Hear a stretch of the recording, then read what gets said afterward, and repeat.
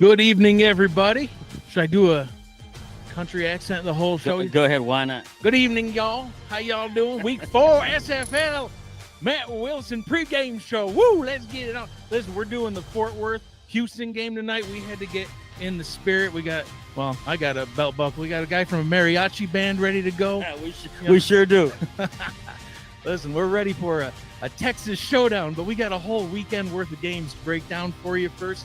Looking forward to doing it. Gerald, first off, I guess we should introduce ourselves because not everybody might know us. I'm Mike Daggs. Alongside me, the commander, Gerald Smith, ready to go here for week 4. Week 3, what'd you think? A lot of great games. It was a lot of great games. I had some injuries in my game, but a lot of great games. And teams who we thought were getting back on the saddle kind of stumbled a bit.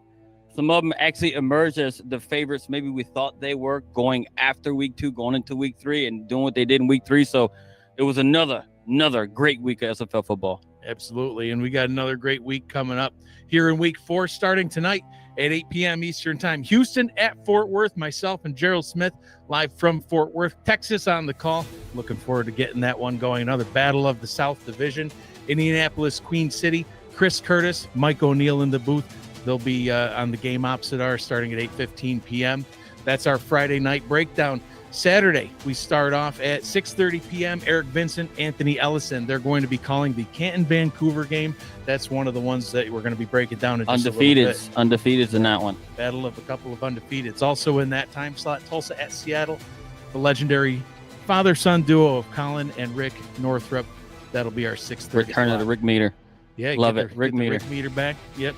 I don't know if the Rick Meter's as cool as this hat. But I don't know. We need to find a way to. Dude, I got a bolo tie, man. I didn't even know what this was, but I was asking my wife. I said, "What is that little tie with the 2 little strings?" And she's like, "I just had to do." Isn't that way? I think I asked you. Yeah, I tell you, it's a bolo tie. Yeah, you're my I think work it's called a bolo tie. And you were right. You were right. I don't know what it's supposed to do, but I got it. So that's really all that matters. 9 p.m. on Saturday, Charleston at Motor City. Damon Simeon back in the saddle. See, we're going to use those references all night. Baby, Damon Simeon, John Warren. They're going to be on the call together. 9:15, Denver at Arizona. Josh Circle, Cameron Duty. Cameron did a couple of games for us this past weekend. Did a fantastic job on play-by-play. Back as an analyst in this one. Yeah, it's a great guy, great calls. So that's our Saturday breakdown there. Sunday night, Florida at Baltimore. We got a championship rematch. We're going to break that one down in just a little bit as well. Jacob Clear, Brandon Walters on the call at 6:45 p.m. Alamo City at Carolina, Mark Lopez and Rochelle Colston. 9 p.m. Minnesota, Los Angeles. That one's going to be Tyler and Brett. Always good to hear those two. 9:15 Atlanta at San Diego. Ramos Lynn, Eddie Gage in the booth together once again. I know Ramos in particular is really looking forward to that one. It's a couple of guys I would love to hear them call. I don't think they've ever called a game before together. I think they have. It hasn't been any time recently, though. Chad Rowland kind of hogged Eddie to himself all last season. Oh, sure did. You know. The Chad. The Chad. Sharing is caring is not something that's in his repertoire. It is not. It is not. It's all about the Chad. Gerald.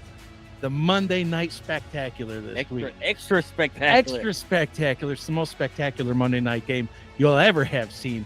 Louisiana at Mexico City. It's so spectacular. We changed out the whole banner in the background. I just hit my head. This thing is actually bigger than I'm used to. I don't even know what's going on. I can't wait for that game. I'm hyped up for it already. Yeah, it's definitely going to be something that's really fun. And if with any luck, we might have a couple of chairs in here sitting there watching. You guys get a chance maybe to watch us root for our teams one next to the other. Now, we all know Mexico City's going to get their second loss on the season while we get our second win.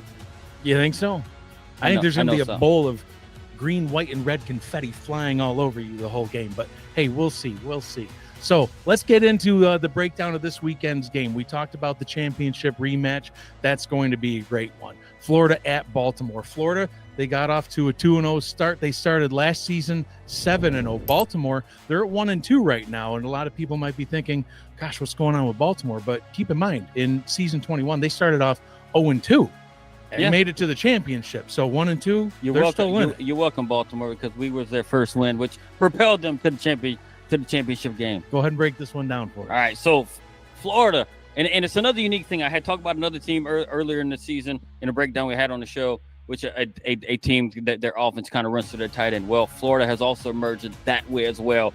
Ron Haynes actually leads the team in receptions. Legend. Through their first 2 games and everything like that. Florida has not missed a beat since last season. They actually come in, to this season, won the first 2 games of the season, and they won it. The first one was a little bit of a nail biter, but they came in the second game and they actually put it to their opponent in Fort Worth and put up 40 points and stuff, which is something they were accustomed to doing last season. So they're just looking really, really good on offense, right? And they already seem through 2 weeks, they just look like they're just continued their championship form already into this season. It's like they just I don't know how many games they've won in a row, but they haven't missed none. I mean, they're well in the double digits as far as winning some games. I remember, we called that week 1 game, that they did back in season 21. We called their week 1 game, and we called their week 1 game this season as well. And I remember saying it in season 21, like, is this going to be the Florida of old or the Florida as of late? And their offense has been rock solid from that game on all the way through. And it's surprising because they've actually lost, a couple of key players, and like Adrian Blaine, right? She leaves there on the defensive side. They're bringing somebody to replace, her and stuff like that. And they actually lost E.J. Minson, one of their top wide receivers. Tough to lose. Left to go to Fort Worth, but they still haven't missed a beat. Right. That is what a very, very good coaching pedigree does. You just don't miss a beat at all. And defensively, they played very well, in coverage from the linebackers and the secondaries. They've only had 1 sack on the season, but they do have 7 interceptions. So they are a force on the back end in the secondary. Yeah, absolutely. Yeah, looking forward to seeing what they can do. So what's Baltimore got to do? They 5-time champion? They're going to yell at me if I got that one wrong. But, pretty sure it's 5-time champion. Let me just count up all of T-Roy's rings. Count up T-Roy rings. You can actually count the stars on the uniforms. It's kind of cool how they do the uniform. They put those stars for championships on the uniform. Tells everybody where. Never let anybody forget it. Obviously, they do not on game day. But they made it to the championship. They lost to Florida. They get their chance at revenge here in week 4. Yeah, definitely. And the thing about it is too, it was kind of hard after seeing Baltimore be so dominant in week 2 and turn around in week 3 and then get dominated as they did, losing 30-7 last week to Canton. And they just, but to say that their offense got shut down is a really, really big understatement because they couldn't do anything at all. Let me throw this out there. We talked about a couple of potential milestones last week that Baltimore had the opportunity to achieve in that game.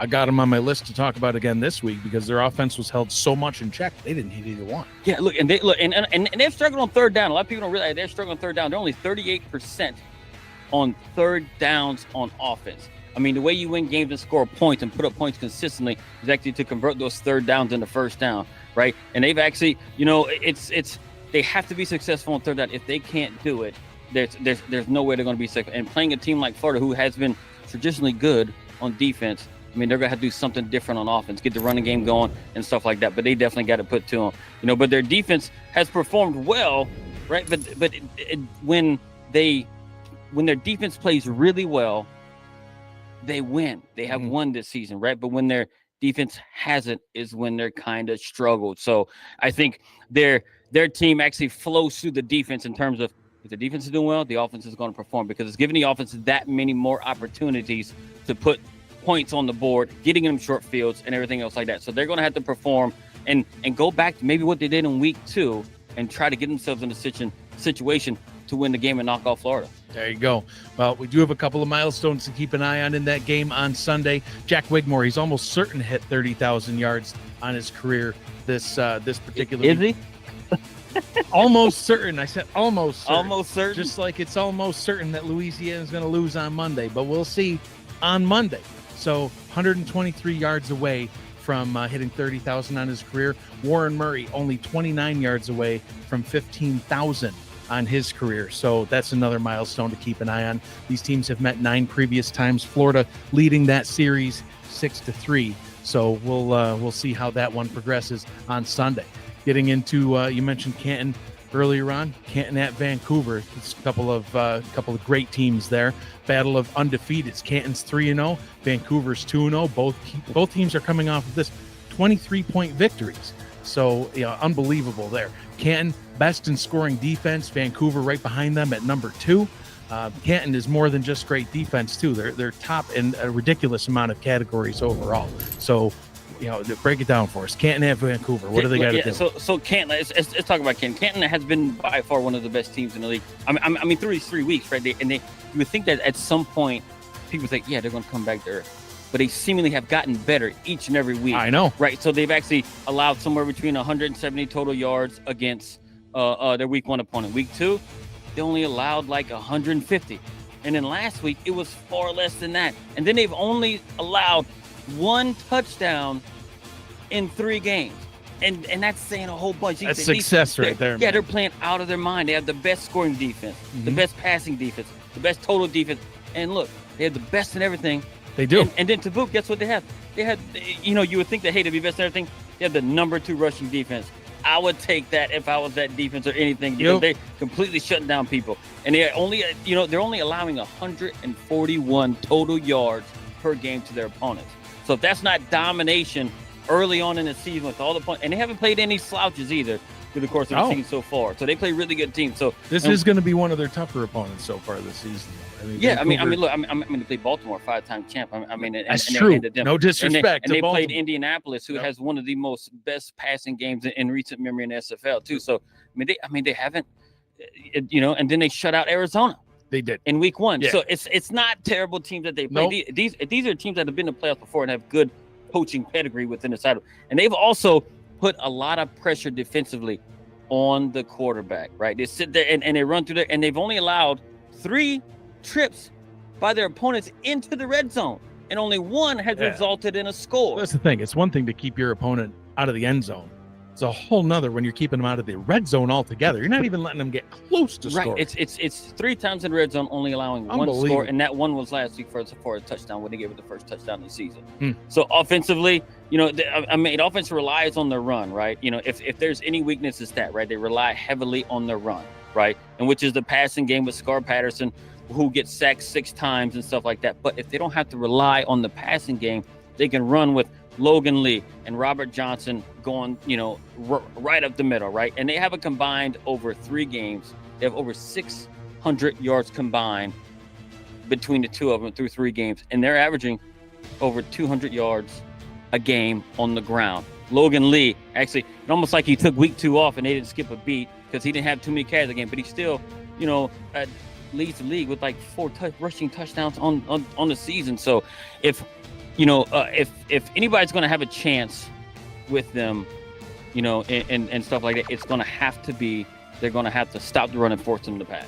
Yeah, absolutely. So those 2 teams have split games so far. They face each other 2 times in the past. Both teams have won 1 apiece. Vancouver.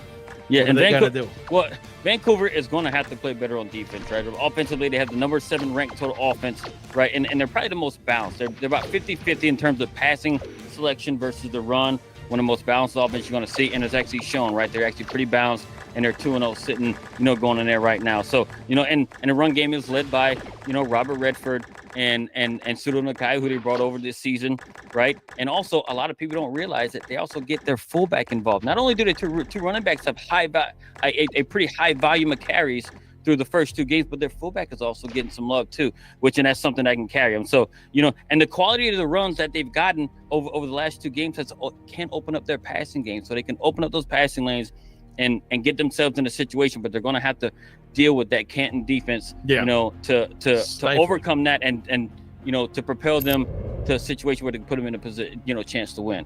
And defensively, and they're flying under the radar with what they do, and they are among the league's best on defense. A lot of people don't talk about it. Everybody's talking about Canton and Florida and all these other squads too, but they actually have a defensive line that sacked the quarterback 7 times in 2 games. And they have 5 interceptions over that same span. So if these guys, and to boot, they actually have the number 3 rush defense right behind Canton, who's sitting at number 2. Right.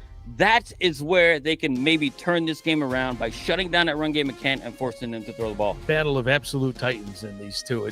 The teams rank so similarly in so many categories. It's it's going to be interesting to see which one's able to pull out the win. Yeah, it's probably going to be one of the better games. Yeah, maybe we'll see all season. I would agree. At least with what we're seeing so far, statistically. I mean, it's lining up to be quite a matchup. So make sure you guys catch that one on Saturday. getting into tonight's games, got a pair of great ones. Obviously we're calling the Houston at Fort Worth game. We couldn't tell where are we at this all evening. I don't even know what that meant.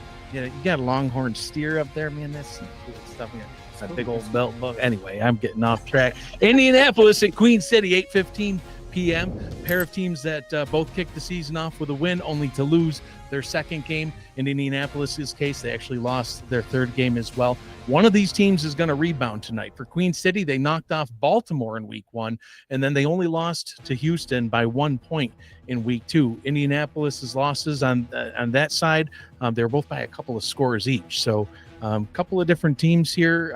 Break it down for us. What are you seeing in this game? Indy has lost 2 in a row, right? They won week 1 and they lost last 2 weeks, and they've been outscored the last 2 games in the second half, 27-6.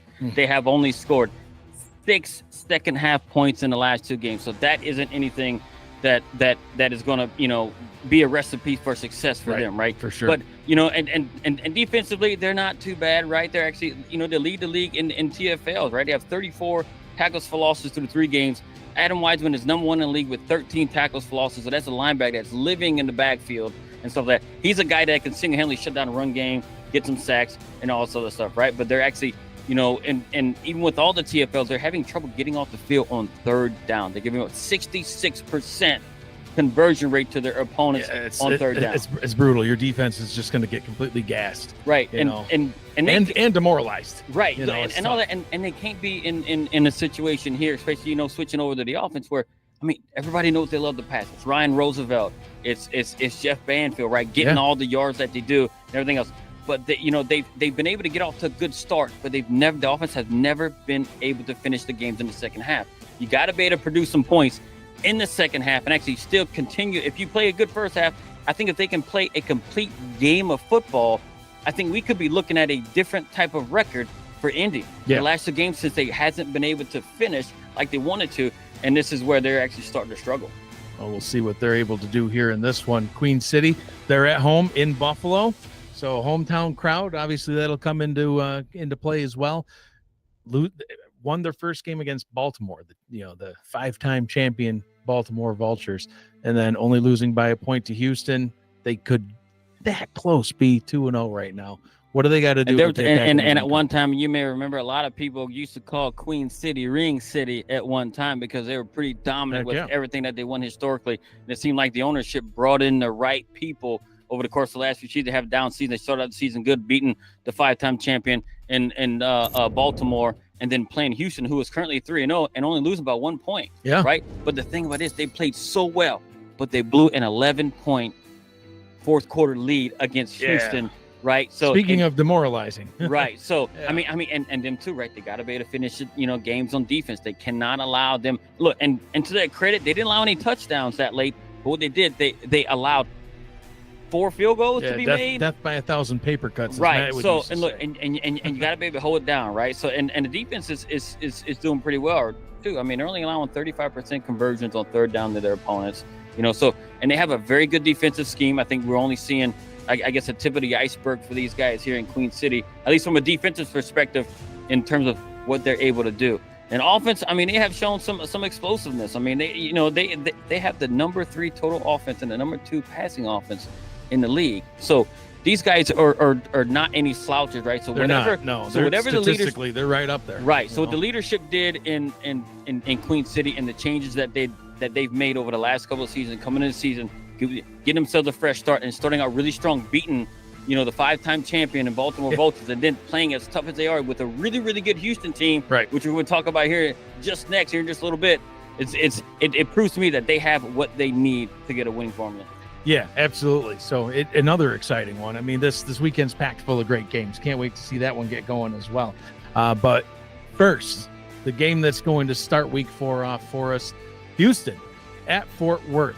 The battle for Texas, or the battle for I-45. I don't know if anyone's ever called it that, but I noticed earlier today when, getting on down there, Interstate 45 connects those 2 cities. So that's what I'm going to call it. And since, I'm calling the game on play-by-play, I can call it whatever I want. So anyway. We call a lot of things what we want. We John, the lake man. The lake man with lake the lake man Got shuffle. a mayor?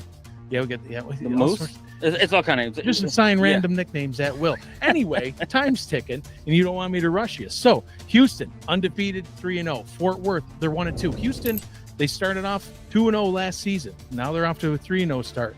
But after that 2-0 start, they ended at 6-6 at the end of the regular season. Fort Worth, they went 13-0 before losing in the semifinal to Baltimore. It was their only loss last season. And here, 3 games in, they've already lost 2. They want to get back in the win column, especially against undefeated division rival Houston. They got to knock them down a peg.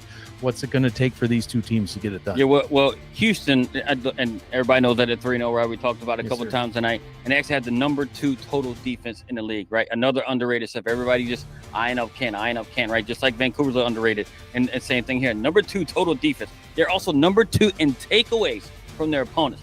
That's how they've been creating opportunities for their offense to put points on the board. And their run game on offense is really, really big, and it runs through GP Wells and Josh Slapp. Yep. And now, if there's any knock on their offensive side, if you want to call, like, Dave Burt is good, but their offensive line has given up 6 sacks to over the course of the game. So he's been under 8 times, matter of fact. 8 times he's been sacked, and he's been under quite a bit of pressure when he's dropped back to pass. So they're going to have to try and clean that up if they want to do Fort Worth, because we already know what Fort Worth can do.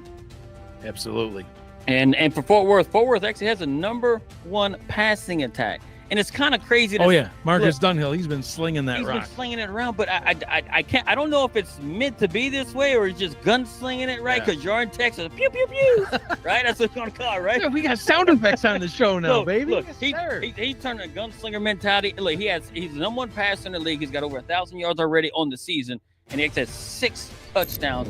But the downside, he's got 10 interceptions on the season, right? And who's he hitting?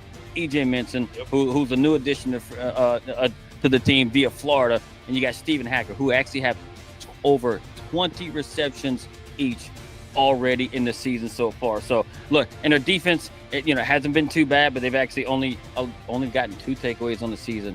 Not terrible, but they do have a negative 8 turnover differential, which is not good. But they do have a top 10 rushing defense. So if there's any positives to that, they're going to have to shut down Josh Slapp with that defensive, that run defense, and hopefully force some passing situation to get some sacks on the quarterback of Houston and Dave Burt. 10 previous meetings between these 2 franchises. Fort Worth currently leading that series 6-4. So Houston looking to try to get that a little bit closer to even tonight, and Fort Worth wanting to extend their lead even further. So let's get into our picks. We've been making picks all season long. We're going to continue all season long, especially because currently I'm winning.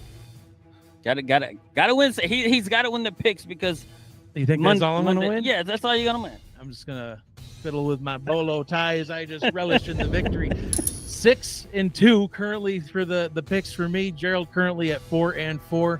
Last week you picked San Diego, Baltimore, and Arizona. I picked Portland, Canton, and Arizona. We both won with the Arizona pick.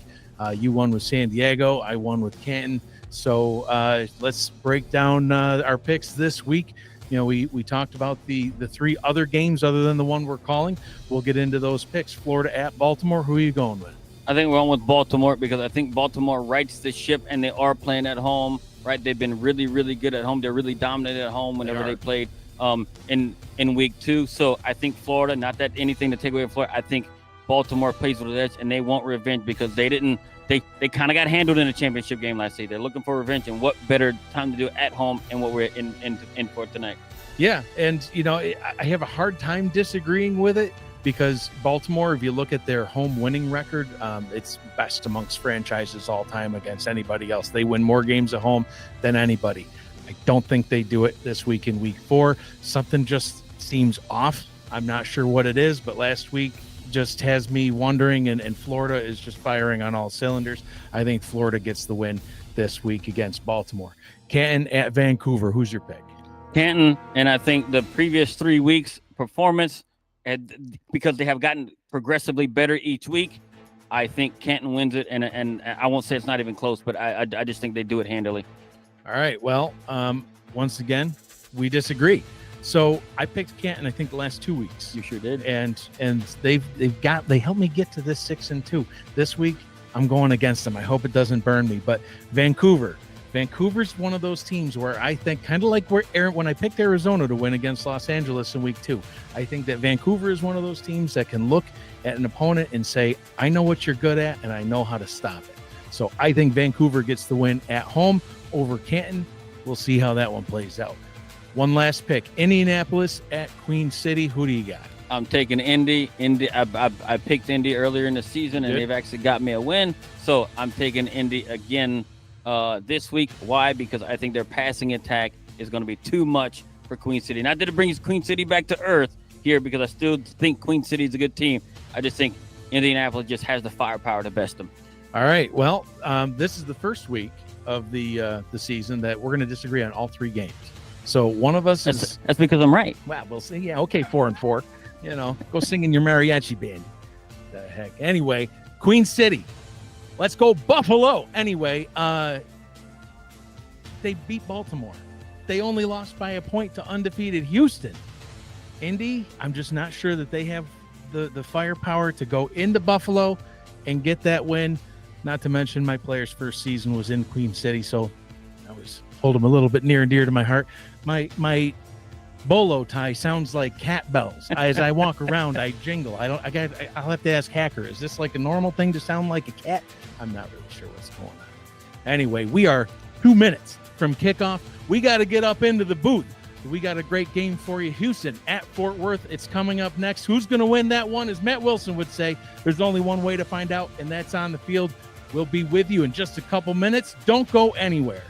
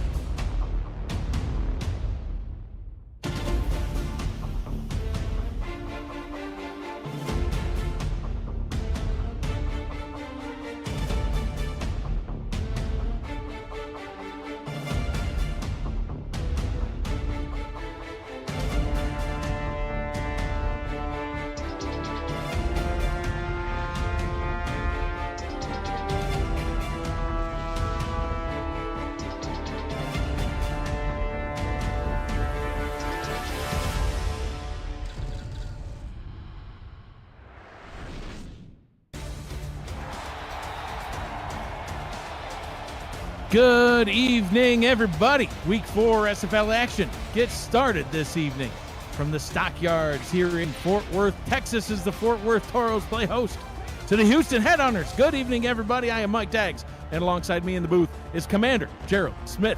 With us, keeping track of stats tonight, Ike McBride and Stephen Hacker. You are watching the Simulation Football League presented by APM Music. Gerald, you look absolutely lovely this evening. How are you doing, sir? Well, when I got compared to a mariachi band member, I figured I was doing great. I felt like I made it. Well, I mean, that's what your son said. I was just playing off his words. So he thinks you're in a mariachi band. I guess so do I. So got a good one here tonight, Gerald. We got the Fort Worth Toros. We got the Houston Headhunters, like we talked about on the pregame show. Fort Worth at 1-2, Houston at 3-0. Fort Worth obviously looking to get another win on the board. Houston wanting to stay undefeated. Kickoff just a second away. What do you think about this one? I think it's going to come down to the passing offense of Fort Worth and the actual passing defense of Houston, right? So I think whoever can best each other on either side of that, I think, has the best chance to kind of come away with the win here. Well, as Matt Wilson would say, there's only one way to find out, and that's on the field. We get down to the field, get this one started. Amelia Rose for Fort Worth has the ball teed up, and we are underway here in Texas. Kick 5 yards deep into the end zone, returned by Ryan Davis out of the end zone and straight into the waiting arms of a Toro. Tackled at the 28-yard line. That will bring out onto the field Marcus Dunhill, the quarterback for Fort Worth. Excuse me, Dave Burr, the quarterback for Houston, will start things off on offense. He's thrown the ball about 70 times this season, completed 43 of them, 603 yards, 5 touchdowns, 4 picks. That 5 touchdowns is good for 5th best in the league. See if he can continue that success tonight, and we will start off with a run. That one's going to go for -1 yard. Dave Burr, the quarterback. The halfback is G.P. Wells, along with Josh Slapp. Dan Curtis is the fullback. Mike St. Green, C.J. Parrish, Ryan Davis, D.R. Sim, and Greg Corky are the wide receivers. Daisy Peace and Tiberius Bovine, one of a couple of Hall of Famers on this offense. Those are your tight ends. Kenny Cook, Barry Simeon, and Sarah Bergens are on the offensive line. Oh, just gets the ball away. Burr dumps it down and getting the 1 yard back that was lost before being tackled by J.L. Browning. 3rd down and 10. Yeah, those last 2 plays was J.L. Browning making plays. And you're going to see, I don't think you're going to find even a better linebacker across the league play the line of scrimmage like J.L. Browning plays. He's been extremely, extremely strong through 3 games this season. Big 3rd down now for Houston. Pressure on its way. Burr fumbles the ball, and it's recovered by Houston. But it's going to be a loss of 5, 4th and 15. Jay Ballmer in the chat with a $4.99 super chat. You can count on it. If you are calling a Texas game, you're going to get a Jay Ballmer super chat saying, I hate these Texas teams, but go Houston. I don't know why he hates the Texas teams. I tried asking him. I met him in Cincinnati. I said, why do you hate Texas teams? And I don't know if I ever actually got a straight answer, but boy, oh boy, does he hate Texas teams. Where is he from? Probably not Texas. Because he hates Texas. Well, not necessarily the state. He just hates Texas teams. He might like Texas. I don't know. We'll see. Good starting field position for Fort Worth as they're going to get the ball at their own 44-yard line. And that is where Fort Worth quarterback Marcus Dunhill will take to the field for the first time this evening. Marcus Dunhill, you mentioned in the pregame, Gerald, number 1 in multiple categories, completions, attempts, and yards. He's 71 of 126, over 1,000 yards already on the season, 6 touchdowns. That's 2nd best in the league. He has thrown 10 picks though. Yeah, which has not been good, right? Especially in their 2 losses. Nice pitch down to J.Z. Bacon, good for a gain of 7 up the right side. Marcus Dunhill is the quarterback. Charlie Baker is the halfback, along with J.Z. Bacon. Aaron Alexander is the fullback. Cade Stevens, E.J. Minson, Stephen Hacker, and Lily Nakai are the wide receivers. The Cowboy, dressed like us, Robert Garrett Jr., he's the tight end, along with James Jennings, Emilio Panda, Gordo Enorme, and Frank Burks. Those are your offensive linemen. That run there goes for absolutely nothing. 3rd down and 3. And this is where they got to pick it up, right? Especially, when they struggled on a little bit on offense last week, they got to come in right here. Look, and who knows what they're going to do, right? They've actually, got themselves in a situation where they're going to, sling the ball around everywhere. But here, 3rd and 3, you think they're going to might run it. I don't know if I've seen an Aaron Alexander run this season. They have a carry.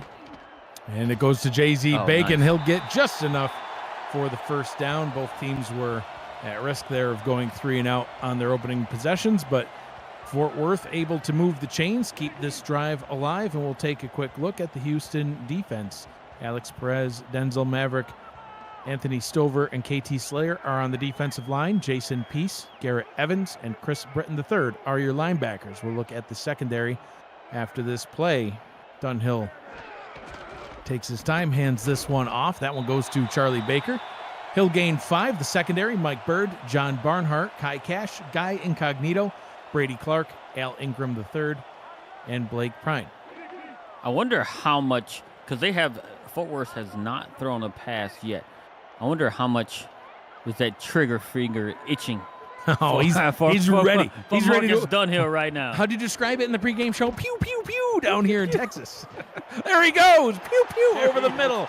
Nice big completion to the Cowboy himself. Robert Garrett Jr., his first catch of the ball game, goes for a 1st down. Yeah, there he goes, a little pew, pew, pew down to the Cowboy. All right, that's enough of that nonsense. And getting it down near the red zone right there, right? Getting themselves in definitely in field goal range. So, and here you are moving, right? You do 4 runs in a row, and you turn around and you throw it, right? The run does open up the pass. And look, if they can keep this type of flow up on offense, I think they're going to keep Houston off balance on defense. 1st down and 10, a pitch down to Baker. He's met right at the line of scrimmage and tackled on the play by Garrett Evans. We'll spot him with a gain of 1. Be a 2nd down and 9. Charlie Baker, 17 carries for 64 yards, averaging just under 4 yards per carry for the Toros so far this season. Dunhill getting ready to sling it again. Oh, throws it over the middle into the end zone, and it's a touchdown for Fort Worth. Guess who? Stephen Hacker in the end zone again.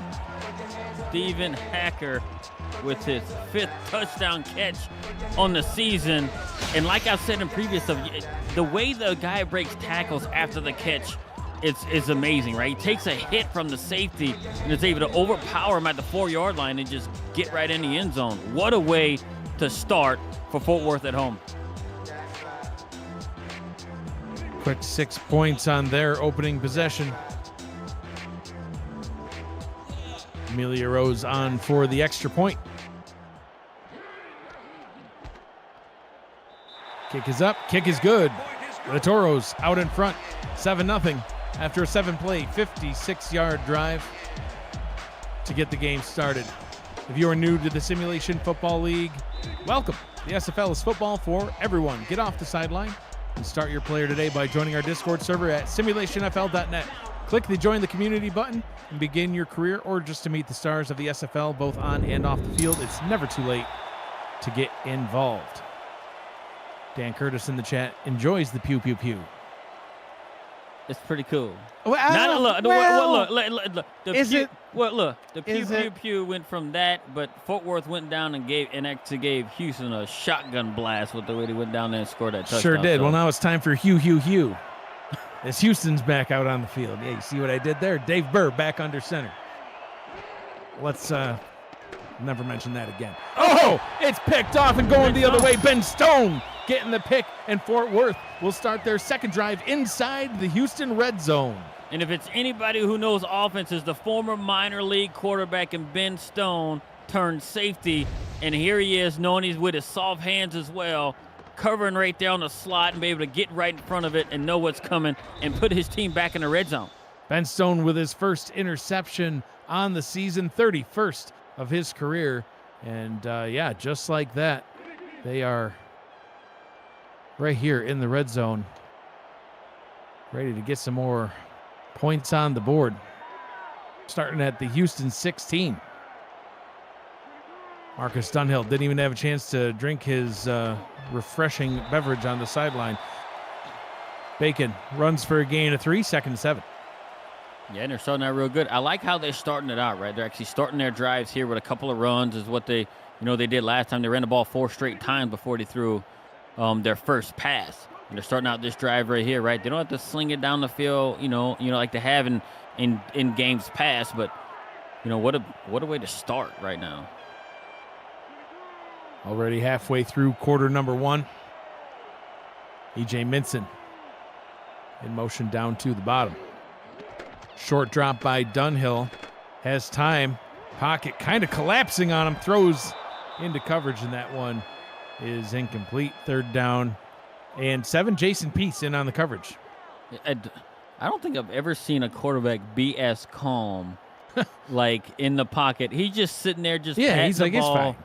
Waiting for his man to get open, and he threw it to him. Unfortunately, he wasn't able to pull it down, but he was, just sitting in the back, patting the ball, and it just got it right there. It's 3rd and 7. Now they're in a situation where, I know Marcus Dunhill is where to show off his cannon again. 3 receivers up top, 1 to the bottom. Play action. Dunhill under pressure. Throws towards the end zone, and that one's nearly picked off right into the waiting arms of Blake Prine. Can't bring that one down, and it'll force a Amelia Rose field goal try. She's 2 of 3 on the season so far. Yeah, very, very good coverage right there by Blake Prine, kind of coming off of his own coverage there and being able to knock the ball down, because if he doesn't, I think Fort Worth completes that pass. But, fortunate enough for Fort Worth here, it actually fell to the ground, and, they're able to get, potentially get some points off the turnover. Field goal try is up and good. Fort Worth with a 10-0 lead here in this one. And, Gerald, it's just not starting off the way that Houston would want. They went 3 and out on their opening possession, and on the first play of possession number 2, they throw a pick. Difficult way to get the game started. Yeah, definitely not the way they wanted to get it started. But look, I think they was a little bit kind of, I won't say shell-shocked, but, Fort Worth going down there and almost doing what they wanted at will in their first drive and getting there. And I don't know if they felt like, hey, look, we need to get that touchdown back right now on that pass. But, I mean, Houston's 3-0 for a reason, right? They're actually, calling themselves down. They play complete football games. And, I think that they're going to get their running game going to put some points on the board. And I think they will. I mean, there's plenty of football left to go in this game. 10-0 with, 3 full quarters and a whole half a quarter here in quarter number 1. Still plenty of time left. No reason to change really anything quite yet about your game plan, your play calling, anything. It just pretend those 10 points aren't there. Relax, settle in, maybe throw it to Mike St. Green. Split backs in the backfield. We're going to hand this one off. Josh Slapp. Slapp got plenty of carries last week. GP Wells going down with an injury, and Slapp trying to carry the load. Yeah, and Jerry D. Gond on the end spot held up that line. He prevented that thing from bouncing out and everything else. Very seldom do you see, a defensive line player get a ton of credit just for holding his ground, right? He actually calls that to kind of fold back in there to get to a minimal gain. Slapp was 26 of 92 last week. Did not find the end zone. See if he can punch one in this week. Burr with only 3 rushing attempts before getting knocked out of last week's game. Wells. Burr throwing that one down the right side. DR Sim getting the catch, getting the first down, and Houston able to move the chains and kind of just takes that burden off their shoulders. Yeah, and that's what you got in a veteran presence with DR Sim right there, right? And you look at it, that route, as soon as Dave Burr got to the last step in his drop, that ball was coming out. He knew where DR Sim was going to be. And he has that comfort, right? Not that he's a young quarterback, but in the league for 6 seasons compared to DR Sims a gazillion years, right? It's good to have that veteran presence back there to be able to pull that off for you. Burr hands this one off to Slapp. Slapp hit at the line, but able to get a 3-yard gain. 2nd down and 7. Dave Burr, 19 of 30, 235 yards. Had a touchdown pass last week in their win over Alamo City. Threw 2 interceptions, and that one's already thrown an interception early on in this one. Got to try to rein it in. Like reins, like on a horse rein? I could go for a horse ride. Something about wearing an outfit like this makes you want to ride a horse. Look at that! Oh, a dot right down the middle. And why not throw it right back to the Hall of Famer, PR Sim, with another catch. And what chunk yardage right there, right? Fort Worth had 7 men in the box on that one there. Sent Mike St. Green in motion because Mike St. Green is a wide receiver to be reckoned with. And it actually, put him off to one side and actually sent, DR Sim down the field on a post and able to pick up chunk yardage. And now they're in field goal range close to the 25. Mike St. Green, the great decoy so far in this one. Slap with another carry. Kind of ran into the back of Dan Curtis. Curtis helps him up. 2nd and 7. Yeah, and this is what Houston expected their first drive to be right here, right? Being able to get down and actually do something like this, and believe it or not, I mean, they're actually doing it through the air right here, right? They're doing some, decent amount of yards on first down with some runs, but they're actually done the most of their damage through the pass. This time getting it down to GP Wells. Great play by the defense. Is that one good for only a gain of 1? And another 3rd down coming up for the Headhunters. And believe it or not, it is 3rd down. I mean, Dave Burr coming into this week, it's number 3 with 62% passing. So he hasn't been bad at all, right? I think the offense, and this is where they got to give him some protection on these 3rd and longs. Burr back to throw, rolls out left, throws right, triple coverage, and that one is incomplete. 4th down and 6. Yeah, and you can see, because Dave Burr was sacked earlier, on their first drive, and maybe he felt a little bit, shy because he's been sacked 9 times on the season. I think he rolled out a little bit prematurely than what he really needed to, and he put himself moving and threw the ball on the run and just didn't get an accurate throw on it. So at least a field goal try coming up here. Sonny J kicks this one way downtown, and that one is good. An 8-play, 49-yard drive ends with a Houston field goal, cutting it back down to a 1-score game. Houston getting some points on the board. Yep, and that is Sonny J's 99th field goal attempt made. So one more, he's got himself quite the milestone as 100 Absolutely. field goals made. But I can tell you, that's probably a milestone that Houston would not be sad to never see come to fruition. They just want to get touchdowns. Not if they kick a bunch of them. The whole death by 1,000 paper cuts theory. Just kick field goals to win. You guys did that one season. Season 18. Otis Boudreaux was the only one that seemed he could score for the Revs that season. Hey, took it to the semifinals. We lived on that leg. So he lived and died by the leg of Boudreaux. Shoot, his leg is royalty now in Louisiana.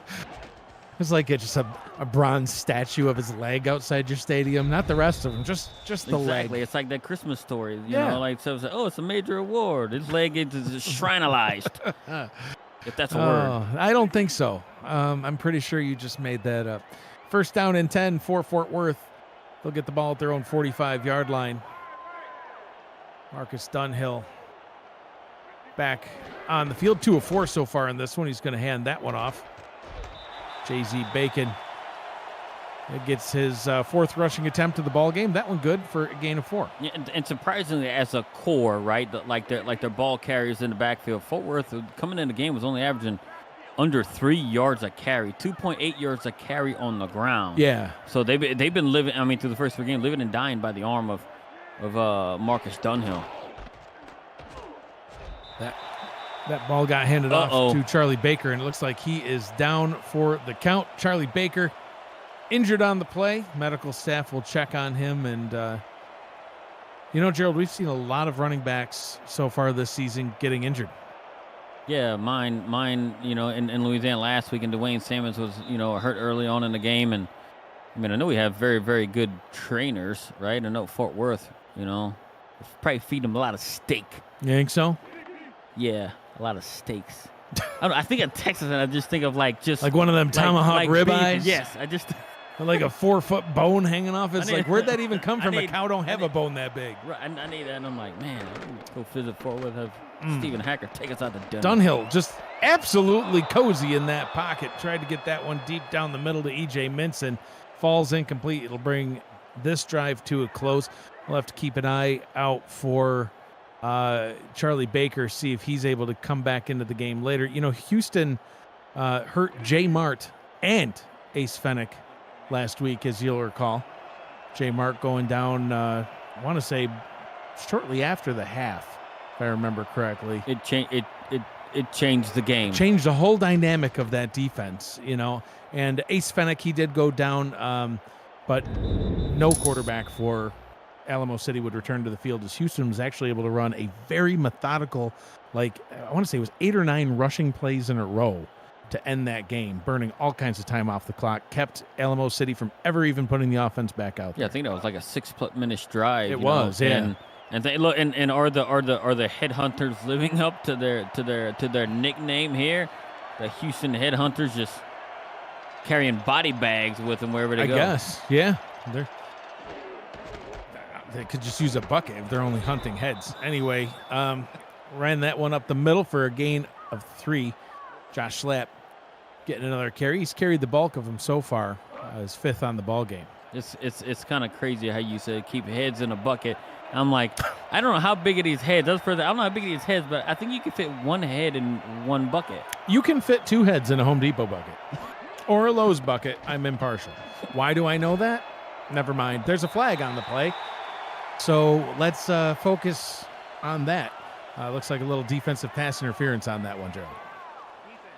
Yeah, it looked to me it looked a little bit bang right there, unless he got his hand in there earlier. I hope we get another look at it here through the replay. We sure and will. We're gonna see what he got in there. Oh, that was tight. Yeah, I think that's just good coverage. I really do think once he attacked it, I don't know, maybe a referee thought he was attacking the receiver as opposed to the ball, because the ball did hit the defender on the shoulder, but it was so bang. It's just, I wouldn't want that to get called, especially in this game. Huge division game in the South. Well, fresh set of downs from their own 40, split backs in the backfield. They're going to hand this one back off to Schlapp. Schlapp keeps getting bottled up, Gerald. Noticed that a couple times now. He's getting bottled up right at the line. Hasn't found the running lanes quite yet. Being held under 2 yards per carry so far in this one. 6 rushing attempts, 11 yards. Yeah, and Fort Worth isn't any slouch in the run game, right? They allow per game less than 100 yards, per game. So I think they're playing how just is. And you can see how they're lining up their defense, right? I think they come in like some, where they're stacking the box with 8 and 9 defenders at times to prevent the run, because they know Houston likes to run the ball, and they like their chances on the back end if they're forcing Dave Burr to throw, especially with the way they're allowed to get pressure on them. And 1 quarter already down here in Fort Worth. The Toros looking to get back in the win column. They're winning on this one, 10-3 over Houston. Second quarter about to get underway. I'm Mike Daggs. He is Gerald Smith. Ike McBride, Stephen Hacker with us in the stats truck. Cameron Irvine, our producer, back at SFL Studios. 5 wide for Houston. Pressure on its way, and he gets sacked, ripped down to the turf, and bringing that play to an end. Luther Gond with the sack. 4th and 12, and Houston is going to have to punt this one away. And that's where it is right there, right? We talked about it and how I think it's Jerry D, but Jerry D getting his 3rd sack, because he actually got the 1st sack, I do believe, on there, and forced that fumble on the last drive. But that's what Houston has to work on in the passing game, right? They haven't had the ability to protect their quarterback, and that's his 10th sack on Dave Burr this season. Wow, yeah, Jerry D. Gond getting that play, getting the ball back for his team, and they're going to get it at their own 27-yard line. 1st down and 10 for the Toros. Dunhill, only 2 of 5 so far in this one, Gerald. As we look at the team stats comparison, pretty even across the board so far. Neither team really having a lot of success on third down. Yeah, and it's going to be interesting to see, like, what do they do without Charlie Baker in the game, right? Is Bacon going to be the bell cow now? Dunhill with poise gets his pass tipped away. Good defensive play by Prine. Second down and 10. So, yeah, it's, both of these teams have struggled to get a passing game going, struggled to get a running game going. J.Z. Bacon averaging about 4 yards per carry on his 4 rushing attempts, but all 3 other running backs who have gotten the ball under 2 yards per carry, both quarterbacks around 40 yards with only a couple of completions. But we are seeing some points. So. Yeah, and it's a classic South matchup where they're just sitting there beating each other up all the way, and we only end up through the first quarter. That's it. Oh, nice quick pass to the Cowboy, gets a first down up to the 40-yard line. And that's what they like to do right here, right? They like to throw it low. Just when Charlie Baker goes down on the previous drive, hey, we still got a former MVP as our quarterback throwing to the Cowboy right there and be able to pick up a first down. So I don't know how heavily they're going to lean on the passing game now. I don't think they're in the need to force it too much in the passing game. But right now, their mix of passing and run for them, at least on their previous 2 drives, have actually worked pretty well for them. 2 receivers down to the bottom, offset I in the backfield. Dunhill's going to hand this one off. Bacon with a nice carry for 5. He'll keep that average of over 4 yards per carry going. Second down for the Toros. And the crazy thing about it is, coming into this game, you actually had the leading yard getter in terms of yards per carry was Charlie Baker, getting 3.8 yards a carry, while J.Z. Bacon only averaging 2.4. Yeah, and he's almost doubling that now in J.Z. Bacon. Bacon going to get the bulk of the carries until Charlie Baker is able to come back in. For those of you joining us late, for shame for joining us late, first off.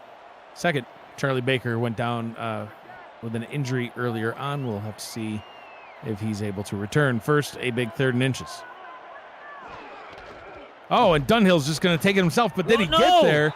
He did. Wow, they gave him forward progress? They did. I think he had it right off the bat, and then got pushed back almost instantly. Yeah, but I think he ran back. I don't think got pushed. I think he ran back. His legs were definitely moving. Well, let's take another look at it. It's going to be a retroactive look at it.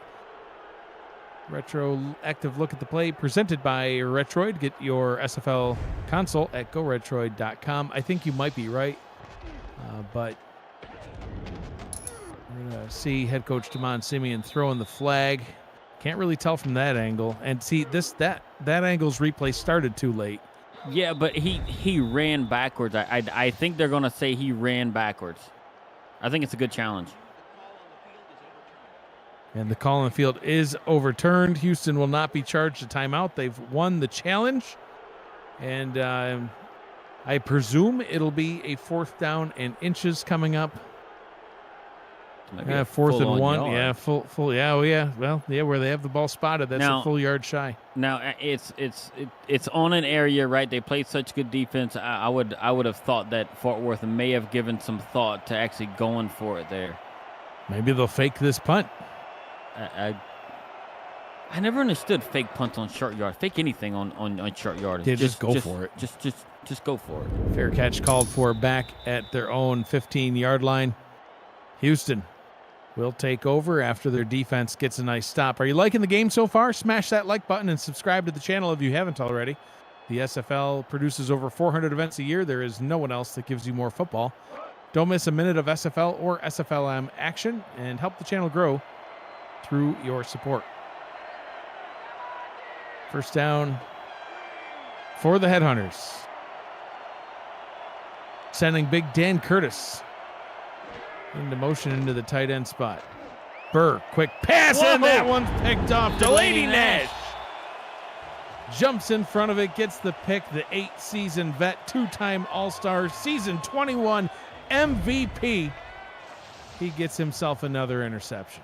Yeah, and Fort Worth has actually met their takeaway number in just this one game. Over the course of 3 games, they've only had 2 takeaways. They've actually taken the ball away twice from the Houston offense, with interceptions from Ben Stone, and MVP Delaney Nash, and they are again getting it within field goal range right on the edge of the red zone. The first interception of the season for Nash. And like you just mentioned, Gerald, once again, they've got great starting field position. Their first interception allowed them to start at the Houston 17, if I remember correctly, and this one just outside the red zone. But Jay-Z Bacon says, I'll get us in the red zone. There you go. All the way up to the 19-yard line, 2nd and 5. Yeah, he did it, just getting good blocks up front and being patient and allowing the blocks to be able to develop right there and just kind of just splitting a couple of defenders and get in there. But now they are in the red zone. And this is where, look, I think the situation where it's either Bacon's got retired, but now we got the backup in there for Charlie Baker. Look at that. Dunhill dumps that one down to the backup. And, no, that ain't no backup. What are you talking about? That's Aaron Alexander. Aaron Alexander, that's their fullback. That is. But they had a backup running back there. I like to see Oh. I like to see the fullbacks get the love, right? Because I think they do so much of the grunt work, very seldom get the love. But here he is throwing a pass out to him, Dunhill, getting him involved, and getting him in the 3rd and short. 3rd down and 1, looking to capitalize with some points off of a turnover. And Dunhill, he gets the first and slides to safety. 1st down and goal for the Toros. That one caught me off guard, man. I was surprised. I'm like, what's he doing? He had a burst of speed going right behind the center. I think he even said "hi-ya" when he snapped that ball. He's just yeehaw. That's maybe what he was said. That the one? Yeah, maybe yeehaw. I heard a "ya." I didn't know what the first syllable was. That's a good 5-yard pickup. Makes a lot more sense the way you say it. Dunhill. Oh, almost gave it right back to Houston. Brady Clark jumping in front of that one. Unable to haul it in, 2nd and goal. That was a dangerous pass. Look like Dunhill thought he had a guy right there, but there's so many defenders right up underneath it. He had to put a little bit more air under it to get it past the hands of Brady Clark. 2nd down and goal from the 9-yard line. Marcus Dunhill in the gun.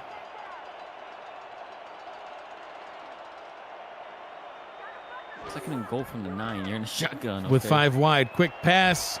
Gets it down to the 3-yard line. It's complete to the Cowboy. Gets his 3rd catch of the ball game. Just shy of 40 yards now for him. 3rd down and goal. Yeah, the Dunhill says you're going to scoff at my shotgun play. And, 2nd and 9. From 2nd down and goal from the 9. Watch this. We'll get it right there by the 1.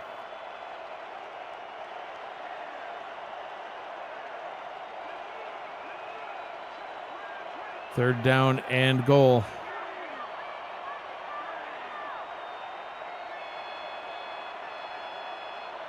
Dunhill takes his time as the clock ticks down, hands it to Bacon. Bacon dives into the end zone, and Fort Worth puts another touchdown on the board. And Fort Worth, pinning the extra point, has now, they're going to be able to end up putting up 10 points if they make this extra point off of 2 turnovers from Houston. Now, is Houston going to be able to respond, right? Because now they're down 2 scores like they were before, right? And they close it down to 1, going out to get a score, but they're going to have to, get something together to get themselves in a situation and not turn the ball over.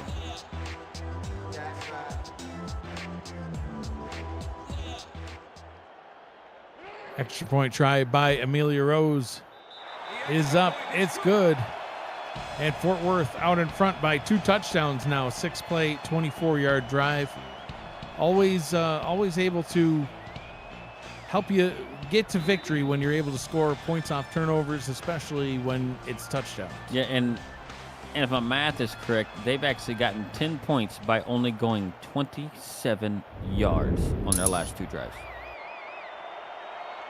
Sometimes that's all it takes. Look at this nice return. With a head of steam, Greg Corky getting the Headhunters up to the 33-yard line. Trying to take a play out of Marcus Dunhill's playbook, I think, with that straight ahead running. Let's go through the list of the Fort Worth Toros starting defense. Haven't done that one yet. Jeff Duffy, Jerry D. Gond, Luther Gond, and John Nevels on the defensive line. E.K. Vincent, Sonny Sky, and J.L. Browning are the linebackers. Tavius Gordon, Adam Leach, Remington James, and Aiden Davis are the corners. Ben Stone and Delaney Nash are the safeties. Burr has time. He's going to take off with it, gets back to the line, and tackled right back at the line of scrimmage. 2nd down and 10. Yeah, he'd sit there, and he's right. Look, and he didn't have to bail out as soon as he did, right? I think he's sitting there, and he's actually got himself in a situation where he can look a little bit further, and then he had his outlet right there, one of his running backs sitting right there next to him. He could have just tossed it out to him because there was, between the running back he could have tossed it to, and then the defender was probably about 10 yards, so they could have got a positive gain out of it. But I think Dave Burr, after being sacked twice this game, is a little bit shy. Burr, deep down the field this time. Tried to hit the Hall of Famer Tiberius Bovine and was not able to connect with that one. 3rd down and 10. We saw Bovine making some big plays last week against Alamo City. Oh yeah, for sure. And here it is right here. But this is where they're going to have max pass protection, because if you watch it, J.D. Gahn has been beating their right tackle all night long off the ball.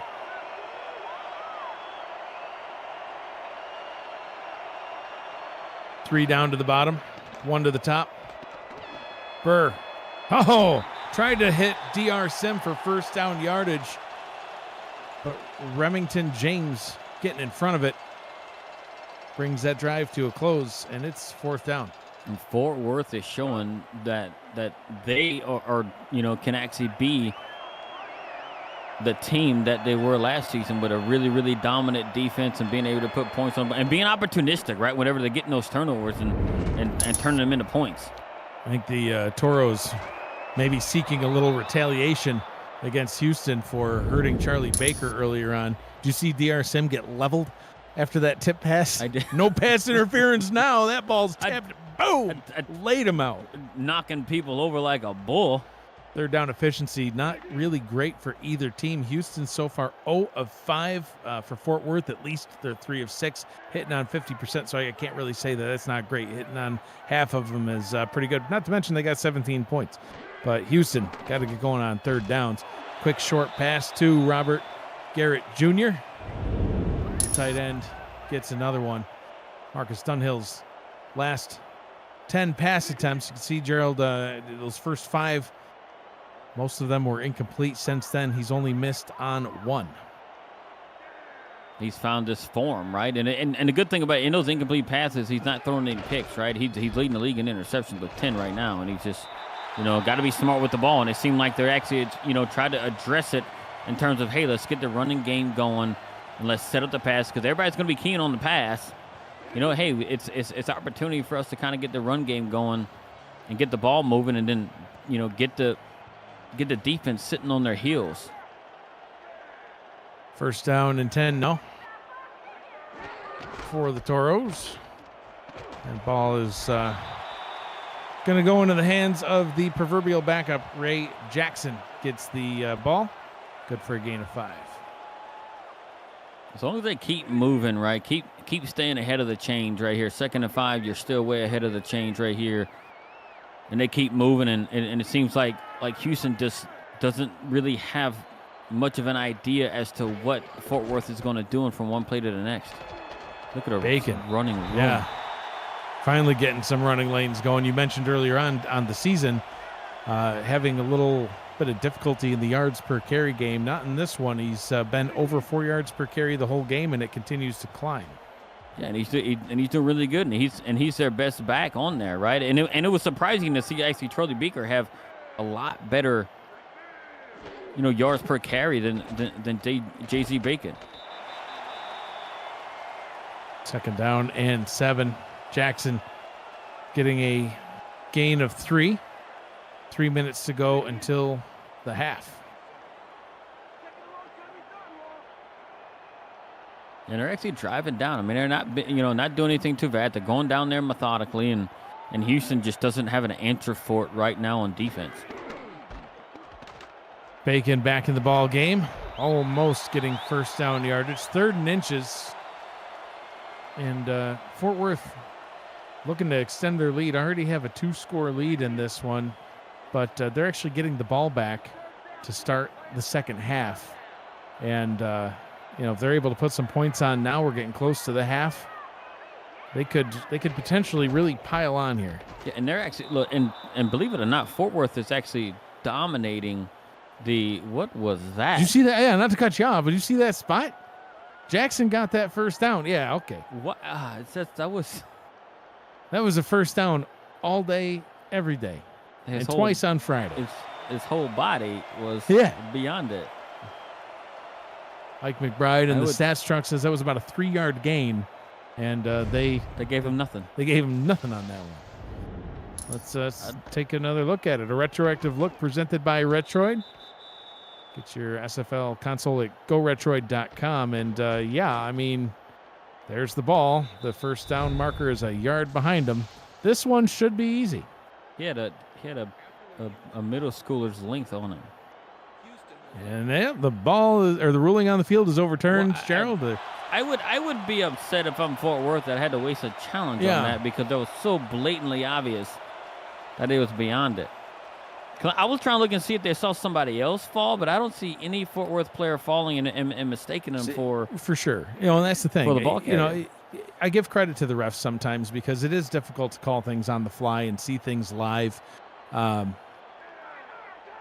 of them are tricky. Like we've seen some pass interference penalties where we didn't see it live, and we think, gosh, why did they call that? And we see the replay, and it's like, oh yeah, okay, I see it now, and it's like, hey, kudos to the refs for getting it right. But then there's other ones where it's like, were you even looking? Or did you sneeze or something, and then you thought maybe possibly he didn't get? I don't know. It's a strange thing. I have no idea what that was. 2-minute warning here in Fort Worth. The Toros out in front by a pair of scores, and they're looking to pile on another one. You're watching the Simulation Football League presented by APM Music on YouTube.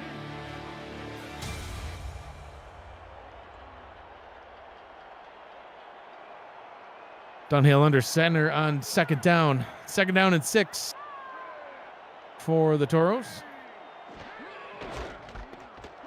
Bacon gets another carry, bounces off the tackler, gains 4. Fort Worth and Houston both content to let the clock run. Gerald, would you consider calling some timeouts if you're Houston to see if you can give your offense another shot here before the half? No, because you don't want. I wouldn't. Right? They've struggled. I mean, look at the stats. They've struggled to get the ball moving.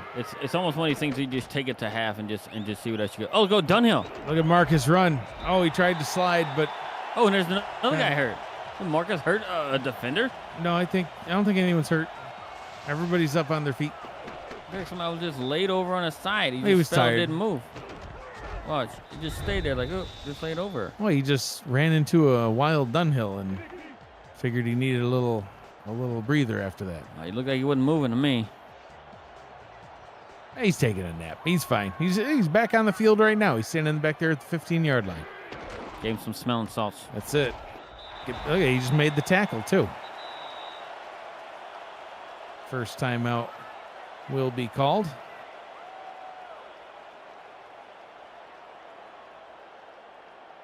Second down. And about 8.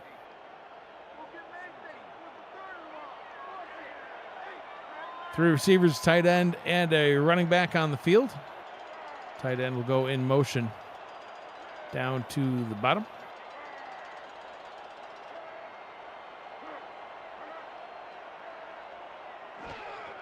Dunhill with another short drop, throws towards the end zone, touchdown. E.J. Minson gets in the end zone for 6, and Fort Worth 3-score lead. E.J. Minson coming in with his first catch of the game, and it's a big one, a 17-yard strike from Marcus Dunhill to put them up by 3 scores right now. It's just, I would not have foreseen this. Look, everybody knows that Fort Worth is got a very, very good coaching staff. But the way Houston has played through 3 games, I could not have foreseen, even with them being on the road, I could not have foreseen this being the case about to go on a half where they might be down 24-3. Extra point is up and through, 24-3 after a 12-play, 66-yard drive. Look, and Dunhill is not lighting up the stat sheet right now like he has in like previous games. Why? Because they are doing really, really good in the run. They actually have, close to 70 yards on the ground in the first half between Charlie Baker and J.Z. Bacon. And that almost is it's pretty close to what Dunhill has in the passing game.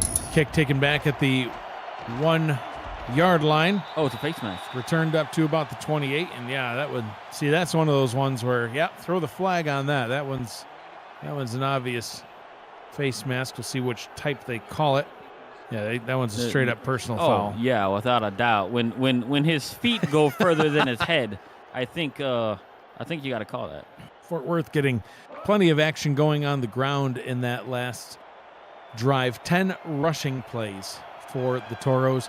Meanwhile, over in Buffalo, Indianapolis at Queen City, no score in that one. Midway through the second quarter, 9 drives so far, all ending in punts. Burr trying to get some points before the half, gets this one complete over the middle, and they'll call their first timeout. And now it's a Bovine getting himself on the stat sheet with his second target and first catch of the game right there. And they can do something right here, right? They can actually take the ball and get themselves within field goal range. They got 3 timeouts, right? They had, what we got about, 50-something seconds left right here. They have enough time and the timeouts to get themselves in scoring range. Burr over the middle, and that Bovine one is again. complete to the Bovine. Houston will call their second timeout, and yeah, absolutely, Gerald. They're working their way to being able to get some points on the board. I just thought about something. There's a Bovine playing against the Bovines, right? I guess, yeah, there is. A Bovine is headhunting other Bovines.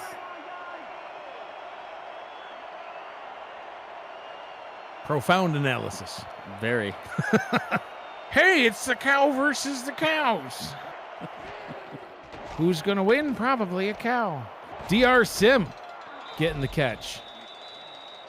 Final timeout called for Houston, but that sets them up with what should be a first down and goal. Yeah, and so we take a look at Dave Burr's last 10 passing attempts, and some of those incompletions that you see were actually complete to the Toros. So 2 of them. But now he's got 3 in a row. 3 in a row, good for, let's do quick maths, 46 yards. I'll have to check that. Well, I added that up with all my fingers and toes, and then I started using some of your toes. Thanks for the assist. Craig Corky gets the catch. 37 seconds, and the clock is ticking. Second down and 5. And I like the alignment. Oh.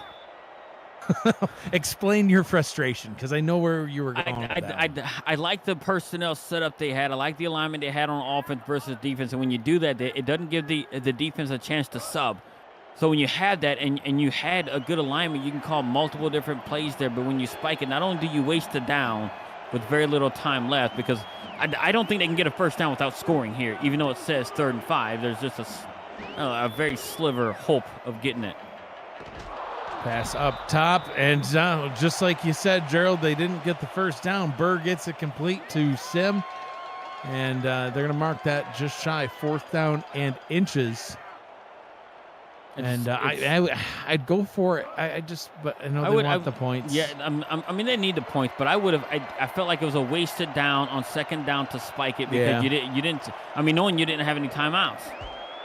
The clock was not that low at that point. I say that now. There's only 7 seconds, but 7 plays, 55 yards. They finally got some action going, and they're able to get 3 points on the board. 24-6 now the score. Sonny J getting that field goal through the uprights, and this is going to sound weird, but I really do think that settling for that field goal, given what it was, is almost, in my opinion, just as bad as coming away with nothing.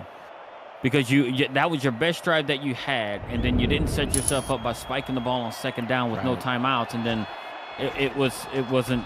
Yeah, I was almost tempted to just say, hey, go for it on 4th down, right, to get it in there because you struggled and you don't know how many times you're going to get down there. Maybe that one score off a touchdown could create you some momentum, and it would have closed it down to a 2-score game at that point. Sonny J's 100th career field goal, but it comes at the wrong time. Is so close to getting into the end zone. That field goal actually easier than an extra point.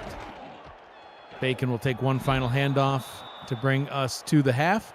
And this one has been all Toros so far. The 1-2 Toros versus the 3-0 Houston Headhunters. Gerald, I did not see this one going down quite this way, but thinking back to what we talked about in the pregame show, Fort Worth started off last season 13-0 before only losing to championship runner-up Baltimore in the semifinals. So, this team, they're 1-2 to start the season. They're not playing like it tonight.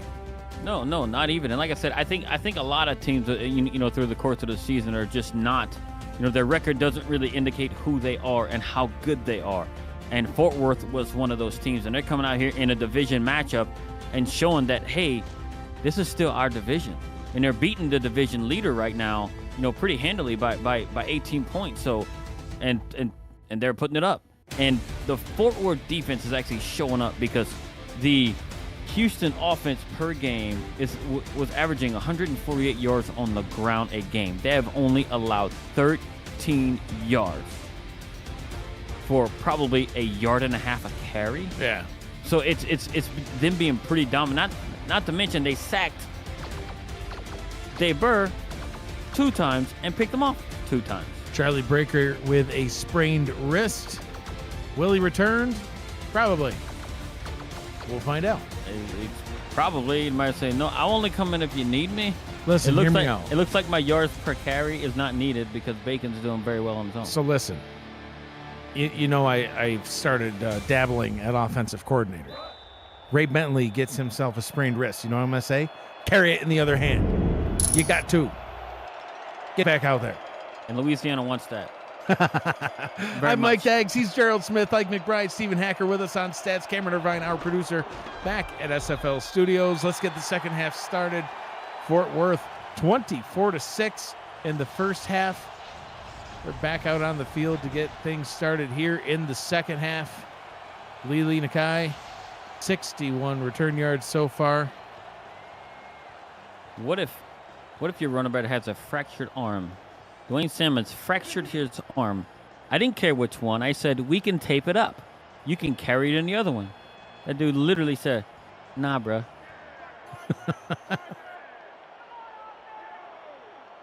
He got a very stern look once we lost. Split backs in the backfield. J.Z. Bacon gets the start here in the second half. Good for a gain of 5 yards. 16 rushing attempts and 66 yards so far on the ground for Mr. Bacon. They've actually bested their average per game just by J.Z. Bacon's running here. They average 64 yards a game. J.Z. Bacon's got around 66. Dunhill changing the play at the line. 4 down linemen for the Headhunters. And a quick run to Aaron Alexander. You said you haven't seen any Alexander runs so far this season. He actually has carried the ball a couple of times, but gets his first of the ball game tonight. Good for a short gain of 2. Yeah, and Aaron Alexander has, a second or third carry. He actually had his second catch early in the game for positive yards. Up to that point, he had a 1 catch for 0 yards. 3rd down and 3. Houston hoping to get a stop here as Dunhill rolls out to his left, throws deep down the middle, and finds his favorite target of the ball game so far, Robert Garrett Jr. Catch number 5 puts him over 50 yards on the day. Yeah, and guess what? He's 100 in targets and catches right there too. So he's got 5 targets, 5 catches. There you go. There's a stat, and our lovely stats team is right on top of it. Spot on. Yep. To the inch. They don't track it by inches. But if they did. By inch. Yeah, Ike McBride would have it down. Millimeters. What are we working on? Don't Metric matter. system? Yeah. Don't matter. Nanometers, is that a thing? A nanometer? I don't even know. Bacon, this time stuffed at the line. Brought down after no gain. Jason Peace getting another tackle. His 6th of the ball game. And it's kind of odd, right? I don't say it's odd, but up to this point, Robert Garrett Jr. coming in this game has had 7 catches, while the 2 leading receivers had 26 catches and 23 catches. Nobody was looking at Cowboy, and he's leading the team in receptions today. Hashtag throw it to the tight end. I think they did again, and Hacker just stole that one. Yeah, he's like, that's mine. 3rd down and 2. Nice gain of 8 for 88 as he steals a pass from 40 for 44. It's a lot of numbers. Yeah. I lost count. Dunhill, 9 of 14, over 100 yards. Got a $115. 2 touchdowns, no picks, keeping it clean. That's part of why the Toros are out in front. And so efficient, too. Oh, absolutely. Bacon. Oh, stuffed. And Houston gets the stop that they need, brought down by Chris Britton the third.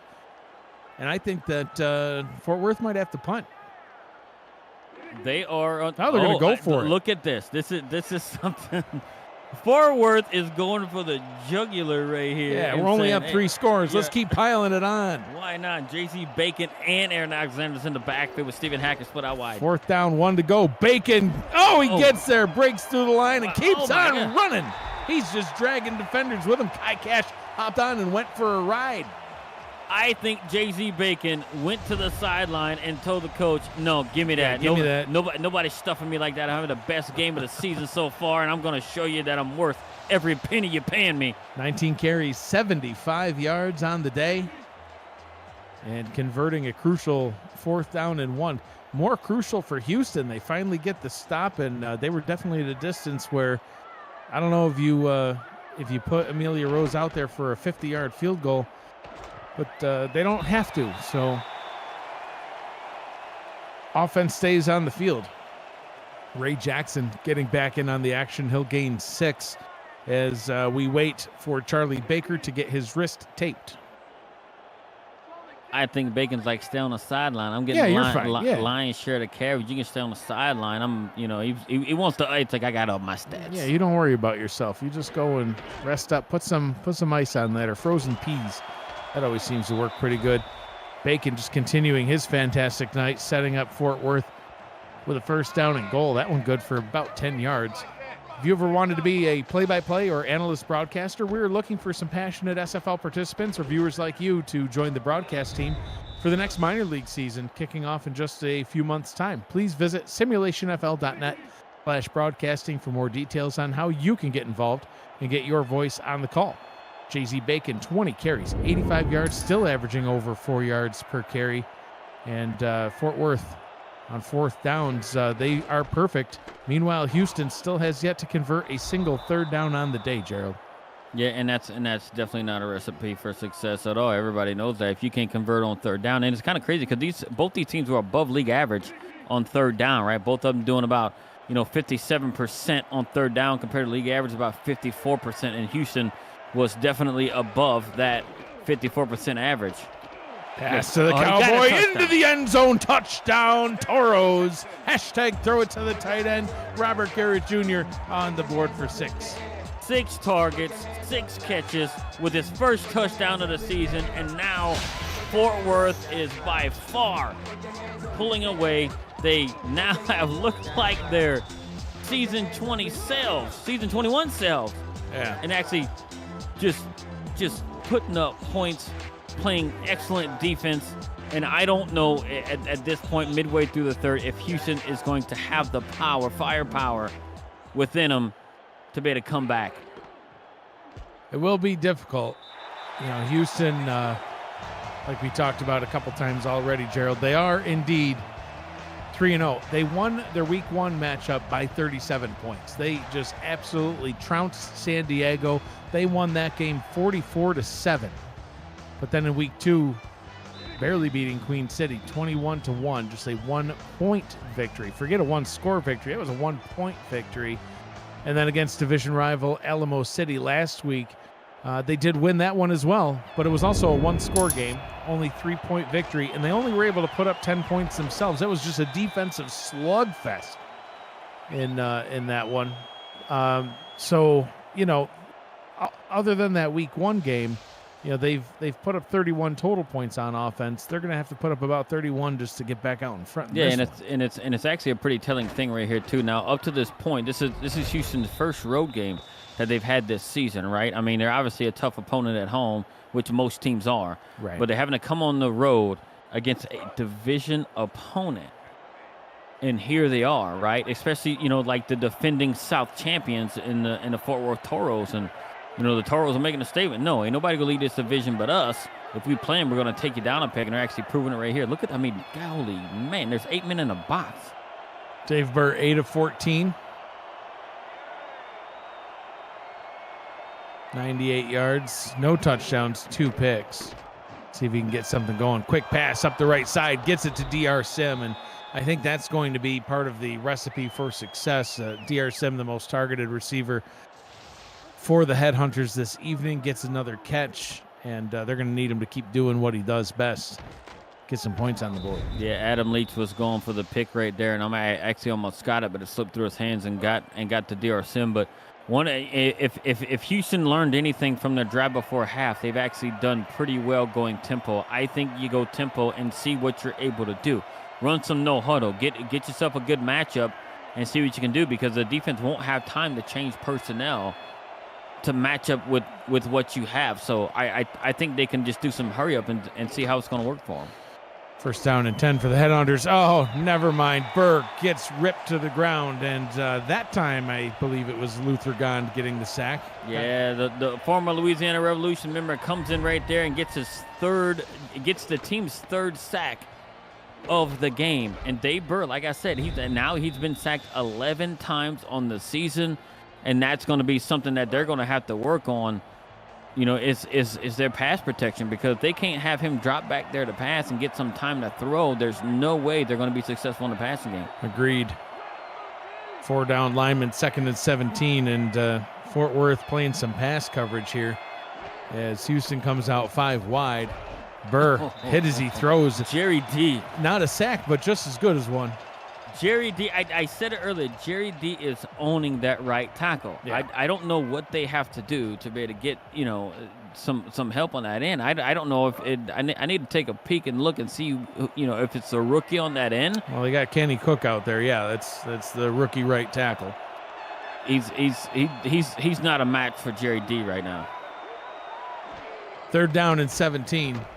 More pressure coming, a jumping pass, and that one's incomplete. Trying to hit it to Greg Corky, but Burr looking very uncomfortable in the pocket tonight. He's going to see Gond in his sleep, no matter which one, whether it's Luther Gond or Jerry D. The Gonds have been in the face all game long. So the rushing yards, the story of the game for Houston is that's the main difference right now, other than also the 3rd down efficiency.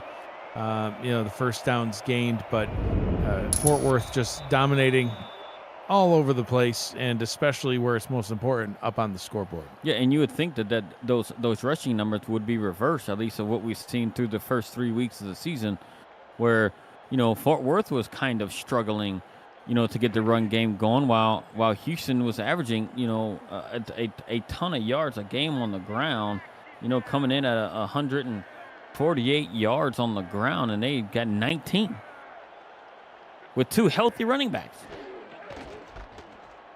Bacon takes the handoff and brought down right at the line by John Barnhart. 2nd down and 9, and so far Marcus Dunhill playing an extremely efficient game, Gerald. He's got 3 touchdowns. He's got no picks, and that's been a problem area for the Toros so far through their first 3 games. Dunhill throwing 10 interceptions so far, none tonight. Yeah, and that's how they are going to turn their season around. I mean, it's early on. It's hard for me to say even turn. Look at Bacon. But it's hard for me to say that they're them to turn their season around, because we already know the talent that they have, and the coaching staff is going to put their players in a position to succeed and everything else. But they just needed some of those, I guess, early season jitters to get out of the way of Marcus Dunhill, and he's playing a super crazy efficient game and keeping himself clean. 100 even hit the century mark for Jay-Z Bacon. And he's now rushed in one game more than he had in the previous 3. Yeah. Doubled his rushing total. And yeah, that's definitely going to be a key for them going forward. Ray Jackson, not one of the keys going forward.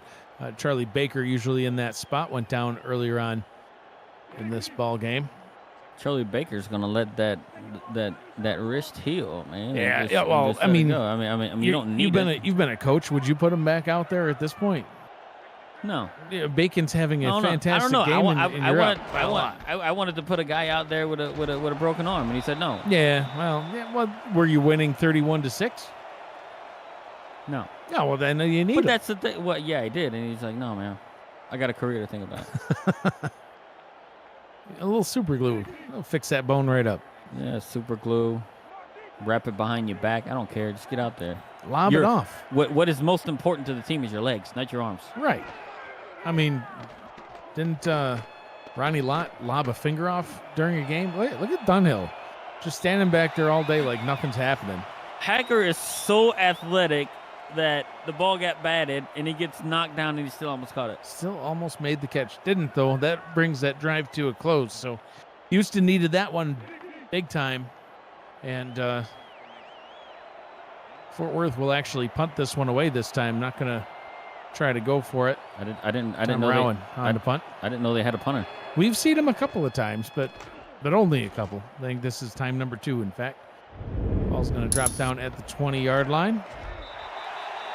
That's where Houston will take over. So Dave Burr now 9 of 17 for 117 yards. He's struggling, to say the least. And I don't want to say it's not his fault, but I mean he needs protection to find his receivers. And once you get hit so many times, you're going to start looking to try and get out of the way. And that's exactly what I think has been happening. It's kind of the point where it's like, hey, this guy's going to be coming to some point in time. I need to get rid of the ball or whatever else, and probably make some bad throws.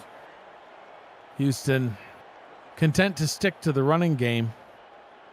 They've had 9 rushing attempts so far between G.P. Wells and Josh Schlapp, a total of 16 yards between them.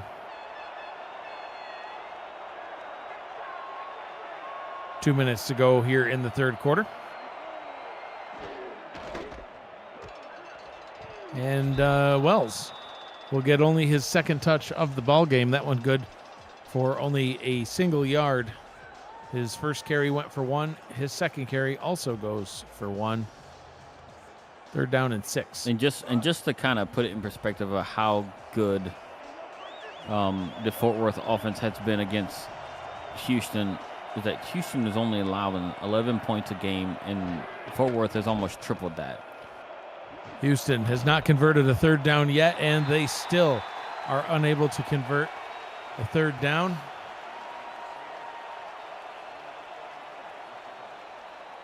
We'll have to punt this one away. Brian Barker on to punt for the Headhunters.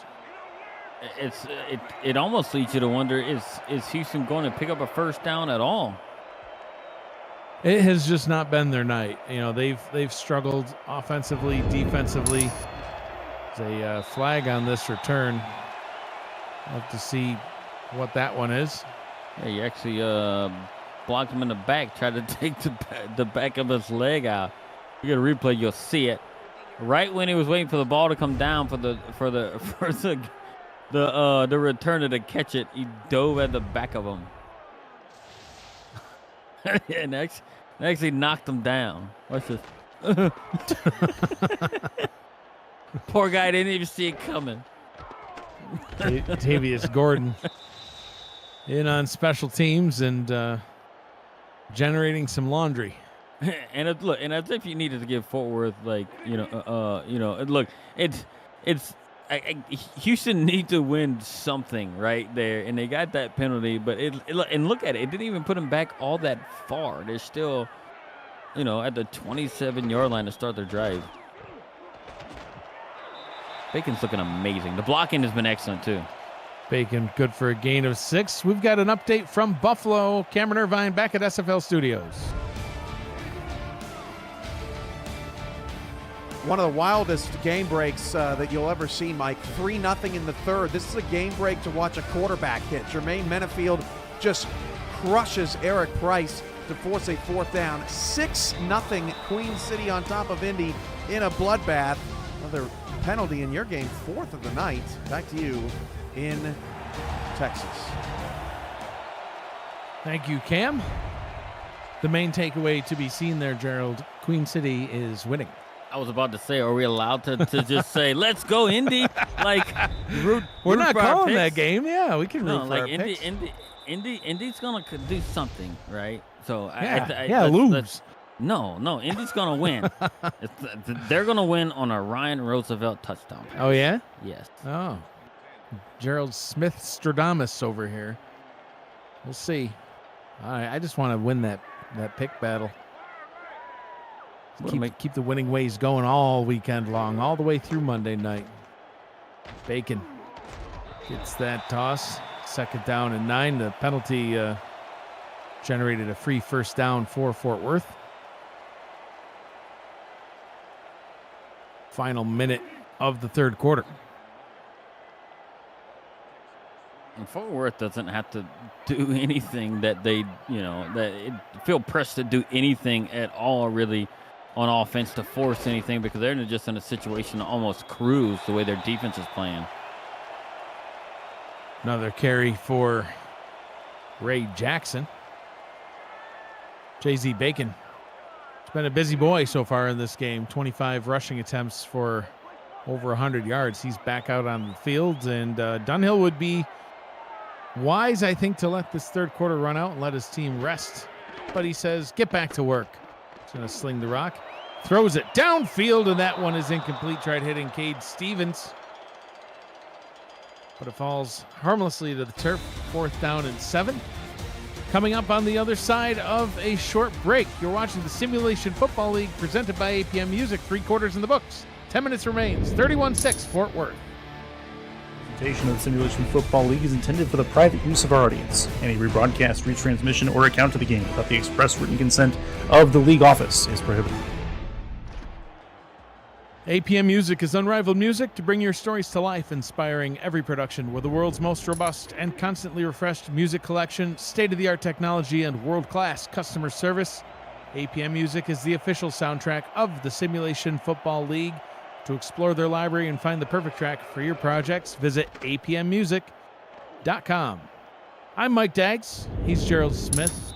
Ike McBride and Stephen Hacker in the stats truck, keeping track of the action numerically.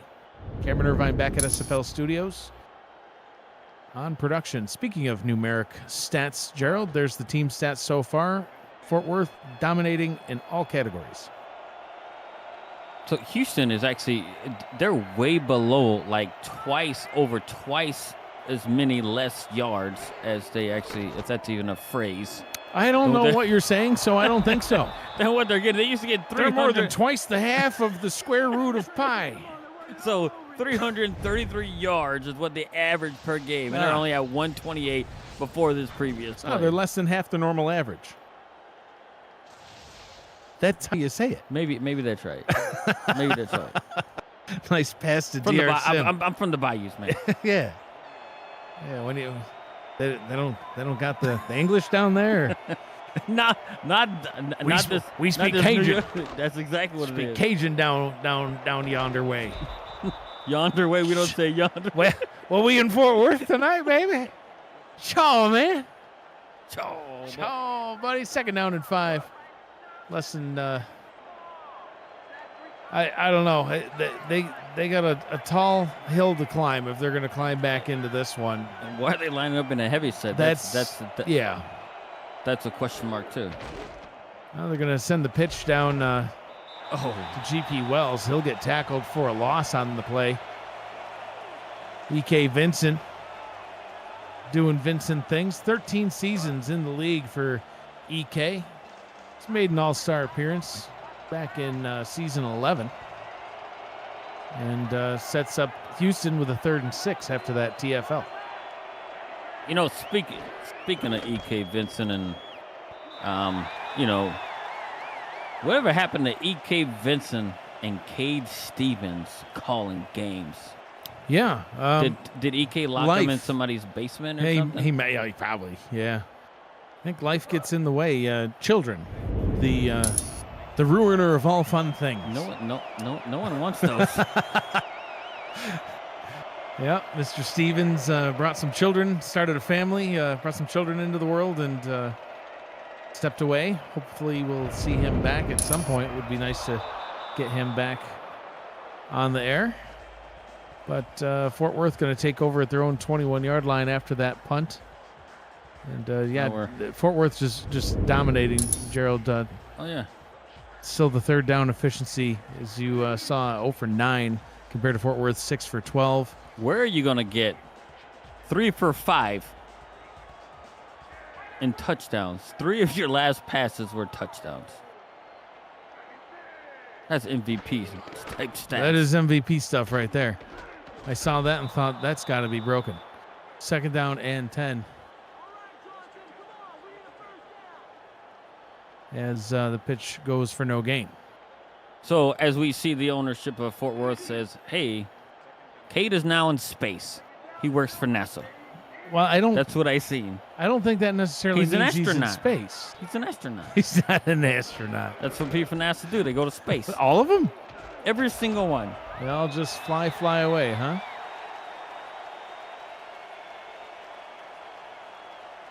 Interesting. I think there's other jobs in NASA, too. I think some of them, they sit behind computers and push buttons. While in space. Well, it's from the rocket ship. Dunhill throws this one over the middle. That one is complete. Gets it back into the waiting arms of Stephen Hacker.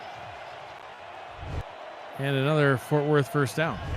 And it makes me just think of it now with the NASA reference we're doing, and it's so fitting when you say, Houston, we have a problem, because Fort Worth is, they're just dominating the game, and they're still throwing, and you have Marcus Dunhill, who's just putting on like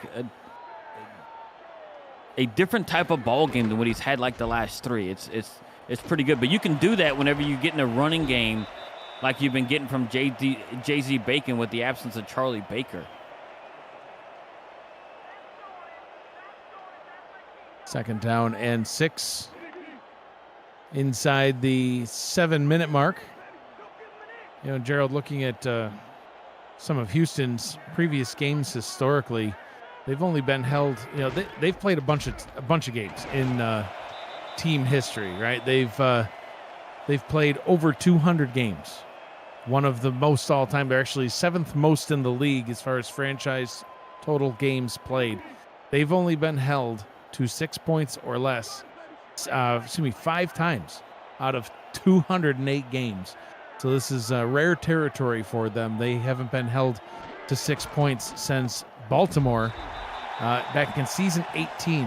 January 22nd of 2022. It's been over 2 years since they've only put up 6. So they're hoping to, at least at this point, play for pride and try to get some more points on the board. We gotta do something. Take some kind of a positive outside of this game right here. I mean, if you can even get yourself as what they would call a garbage score on, getting the end zone late in the game, it's just gonna, I guess to build morale going into the next one. Look at career day for J.Z. Bacon. Well, season day. he's had bigger days in his career. Oh yeah, but so far this season, he's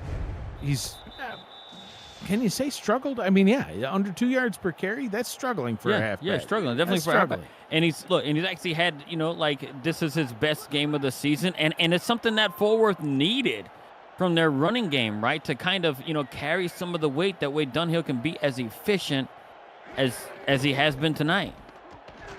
This one going back into the arms of the backup. What's been impressive, and seen a couple of pancakes from him all night long, is Emilio Panda. The left tackle for Fort Worth has been dominating that side of the ball, and he's holding his own. I don't think I've seen him get pushed back off of his mark all game long. 3rd down and 2. Bacon gets it easily, averaging almost 5 yards per carry. Actually a little less, 4.4, but approaching the 30 carry mark, something we haven't seen any halfback in the league do quite yet this season, getting over 30 carries, and he just hit 30 on that last one. Yeah, he's got 30 carries, 131 yards, and he's the guy that they're going to lean on with all these, look at this, and he's still racking up yards. And I'm not sure what the season best is for a running back in yards, but he's definitely got to be approaching that, this game alone. And he's having and if he keeps going, I mean, he keeps running through the whatever that he's doing. I mean, he could, he might reach 200. I don't think we have enough time for it, enough possessions, but yeah, that would be tough to get to 200 in this one. 4 minutes to go in the ball game, just shy of 140 yards on the ground. He can only get another 18 on this drive. So see what he does here. Dunhill content to try to bleed some clock, and the backup once again, Ray Jackson, stealing yards away from J.Z. Bacon. So selfish.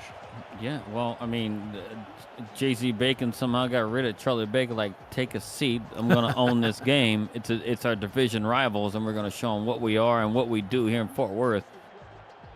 And that's exactly what he's done. First down and 10 now for Fort Worth Toros from the 15-yard line.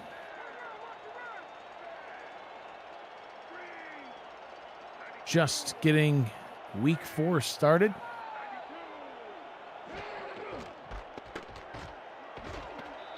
Bacon good for a gain of 3. Tomorrow night, SFL action on YouTube begins with a rematch of last season's wild card game. Undefeated Canton heads to unbeaten Vancouver for the rights to stay atop the league. Other games include Tulsa, Seattle, Charleston, Motor City, and Denver, Arizona. For the full schedule of kickoff dates and times, visit simulationfl.net or go back all the way to the beginning of the broadcast. Watch the Matt Wilson pregame show. We broke it all down for him. We sure did. In spectacular fashion. Emphasis on fashion. Stylish fashion for sure. Yeah, without a doubt. J.Z. Bacon, 32 carries, most by any halfback this season. And I'm sure he's not done. Jackson getting the carry there. 3rd down and 7 as Jason Peace adds on to his tackle total. Now up to 13 tackles on the day, leading tackler for this Houston defense. He's been busy. He's been out there a lot.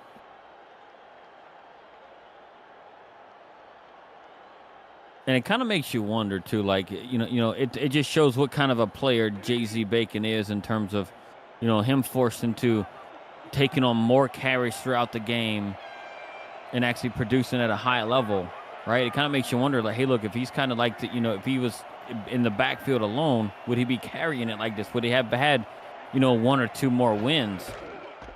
Because he's actually doing amazing things today. 33rd carry goes for 3. 4th down coming up on the other side of the 2-minute warning. 1:59 to go here in this one.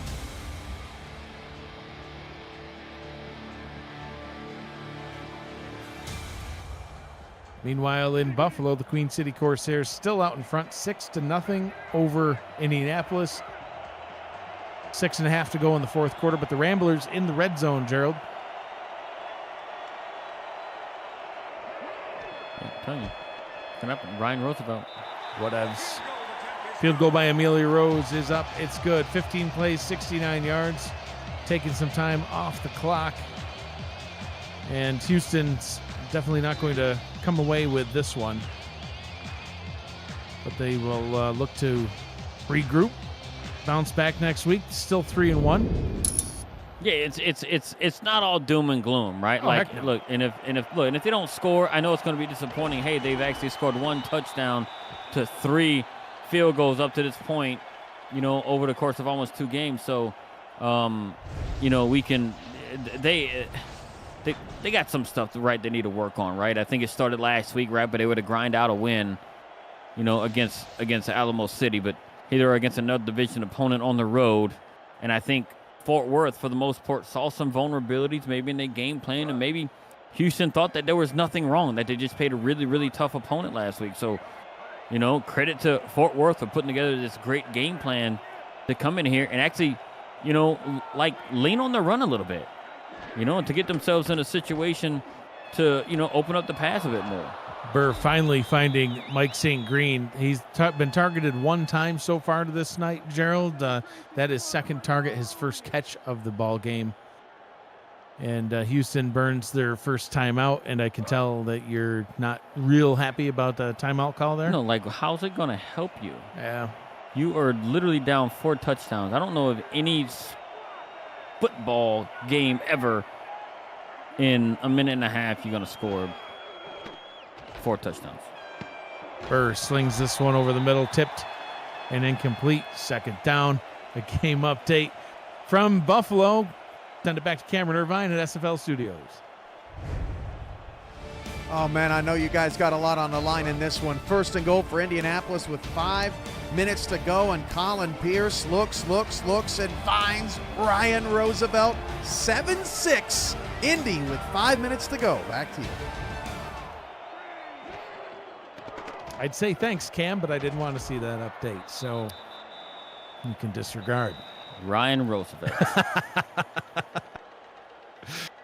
Yeah, I thought it might be a pick 6. That was why we were getting the update. No, I had to start looking around to see if he was snuck some sort of a secret note across that he knew it was a pick 6, but it wasn't.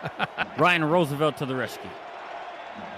Literally jumping up and down in his chair up here in the booth. As if I didn't look like a mariachi guy before, hopping up and down and look just like one. 5 wide for Houston. And that one is incomplete. Still unable to convert on a third down. Look, and I don't want to make it seem like Houston did anything bad. I just think Fort Worth forced them into just a tough game. Oh, for sure. Look, and especially against a division opponent. I mean, you play these teams more than anybody else across the league, and these coaches have not changed. The leaderships of these teams have not changed. So, I mean, when you start to feel really good about game planning against somebody, you get a really good sense of what they're going to do to you. Burr on 4th down, and it is dropped. It's just been the story of the ball game.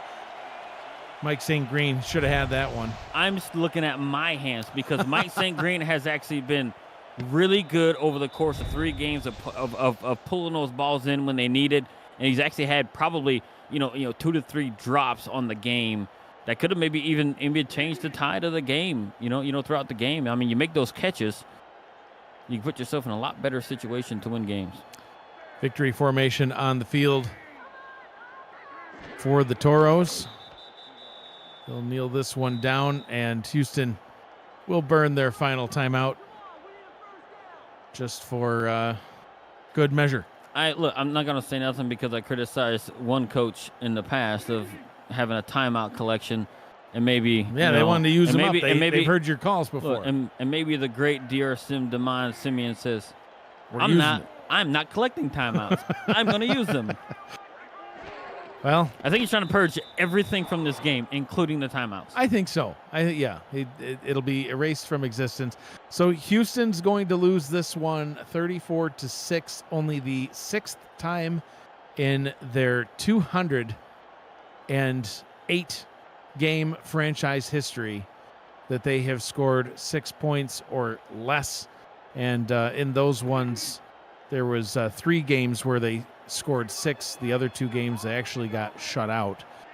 But very uncommon for Houston to not even hit 7. So just a pair of field goals for them in this one. And if I'm thinking right, if I'm going back and thinking, I remember Houston in week 2, I do believe, right, they came back and scored 12 points in the second half, all on field goals. I don't think Houston has scored any more than 1 touchdown in the last 3 weeks, which was, I mean, can you look at it? They possibly could have cooked 7 field goals against Queen City, and then they ended up scoring a touchdown and field goal last week. And then here they are. They kicked 2 more field goals today. Well, they put up 44 points in week 1. But this is the 3rd week. This is the 4th week. Well, this is the 3rd game I'm talking about from week 2, 3, and 4. Okay. The last 3 games. The last 3 weeks. Houston, they'll have 10 seconds to go. They get the ball at their own 21-yard line. Gerald, as they play out these final 10 seconds, your final thoughts on this one? Oh, it's just a full outperformance by Fort Worth, and they actually showed how good they really are, right? And I know after the first 3 games, they thought, man, our record is no indication of like what we are and where we are with us. They felt confident in what they had and what they were going to do going forward. And guess what they did? They actually went there and they actually dominated the game and ended up doing what they needed to do. This week. So it's Fort Worth a team to be reckoned with? Yeah, I mean, you could obviously see it. I mean, definitely at home where they kind of dominated right here, because I do think, Fort Worth is going to improve to 2-2, and I do believe that they actually won both of their home games in very, very convincing fashion. So they did, yeah. So they just struggle on the road, just like, it seems most teams are so far this season, right, on the road. It's hard to win on the road in this league. Deep pass to DR Sim. That one falls incomplete. 2 seconds to go to wrap this game up. 34-6, an absolutely dominating performance, to say the least, by the Fort Worth Toros. Dave Burr just not able to really get much going through the air. Gerald, 22 of 27. No touchdowns, 2 picks, had 161 yards. He actually beat Marcus Dunhill in the passing yard game and tried to add on some more right there. But the running game of J.Z. Bacon, the difference in this one, the combined rushing yards on the Houston side, 21, compared to the rushing yards on the Fort Worth side, over 150, almost all of which was J.Z. Bacon. 000s on the clock. That's your final. Fort Worth gets the win, 34-6. Yeah, and that's not to even say, too, like all the rushing that Marcus Dunhill did on his quarterback sneaks, kind of running up the middle, too, that actually added to it, too. And we're going to see the stats right here. 47 pass, 188 yards on the ground, the 18 yards. They held Houston to 163 yards, 68 maybe on the ground. And, I mean, on the ground, like total yards. And the time of possession is just domination. And they held on to the ball. So, and it was a tough game for Houston, right? I mean, nobody expected them to come in and, and actually, put up like the offensive performance that they did. But credit to Fort Worth for game planning very, very well and getting back to what they are. Absolutely. Right? That, I mean, they went undefeated, last season for a reason, right? So, and they actually come out here and they lost 2 games and they say, hey, that's not us. We're going to come back here at home against a division opponent and actually show the SFL and our own division who we are, and they did. Houston will fall to 3-1 on the season. Fort Worth will advance to 2-2. Coming up next for Houston, they're on a bye week, and then they'll head to Portland to take on the currently winless Fleet. For Fort Worth, they'll be at home next week against the DC Dragons. This has been a presentation of the Simulation Football League presented by APM Music. Fort Worth gets the win. For Gerald Smith, Ike McBride, Stephen Heck, Cameron Irvine, and Matt Wilson, who's always with me in spirit, I'm Mike Diggs. Thank you for joining us. Be kind to one another. Always choose happy. Have a great night.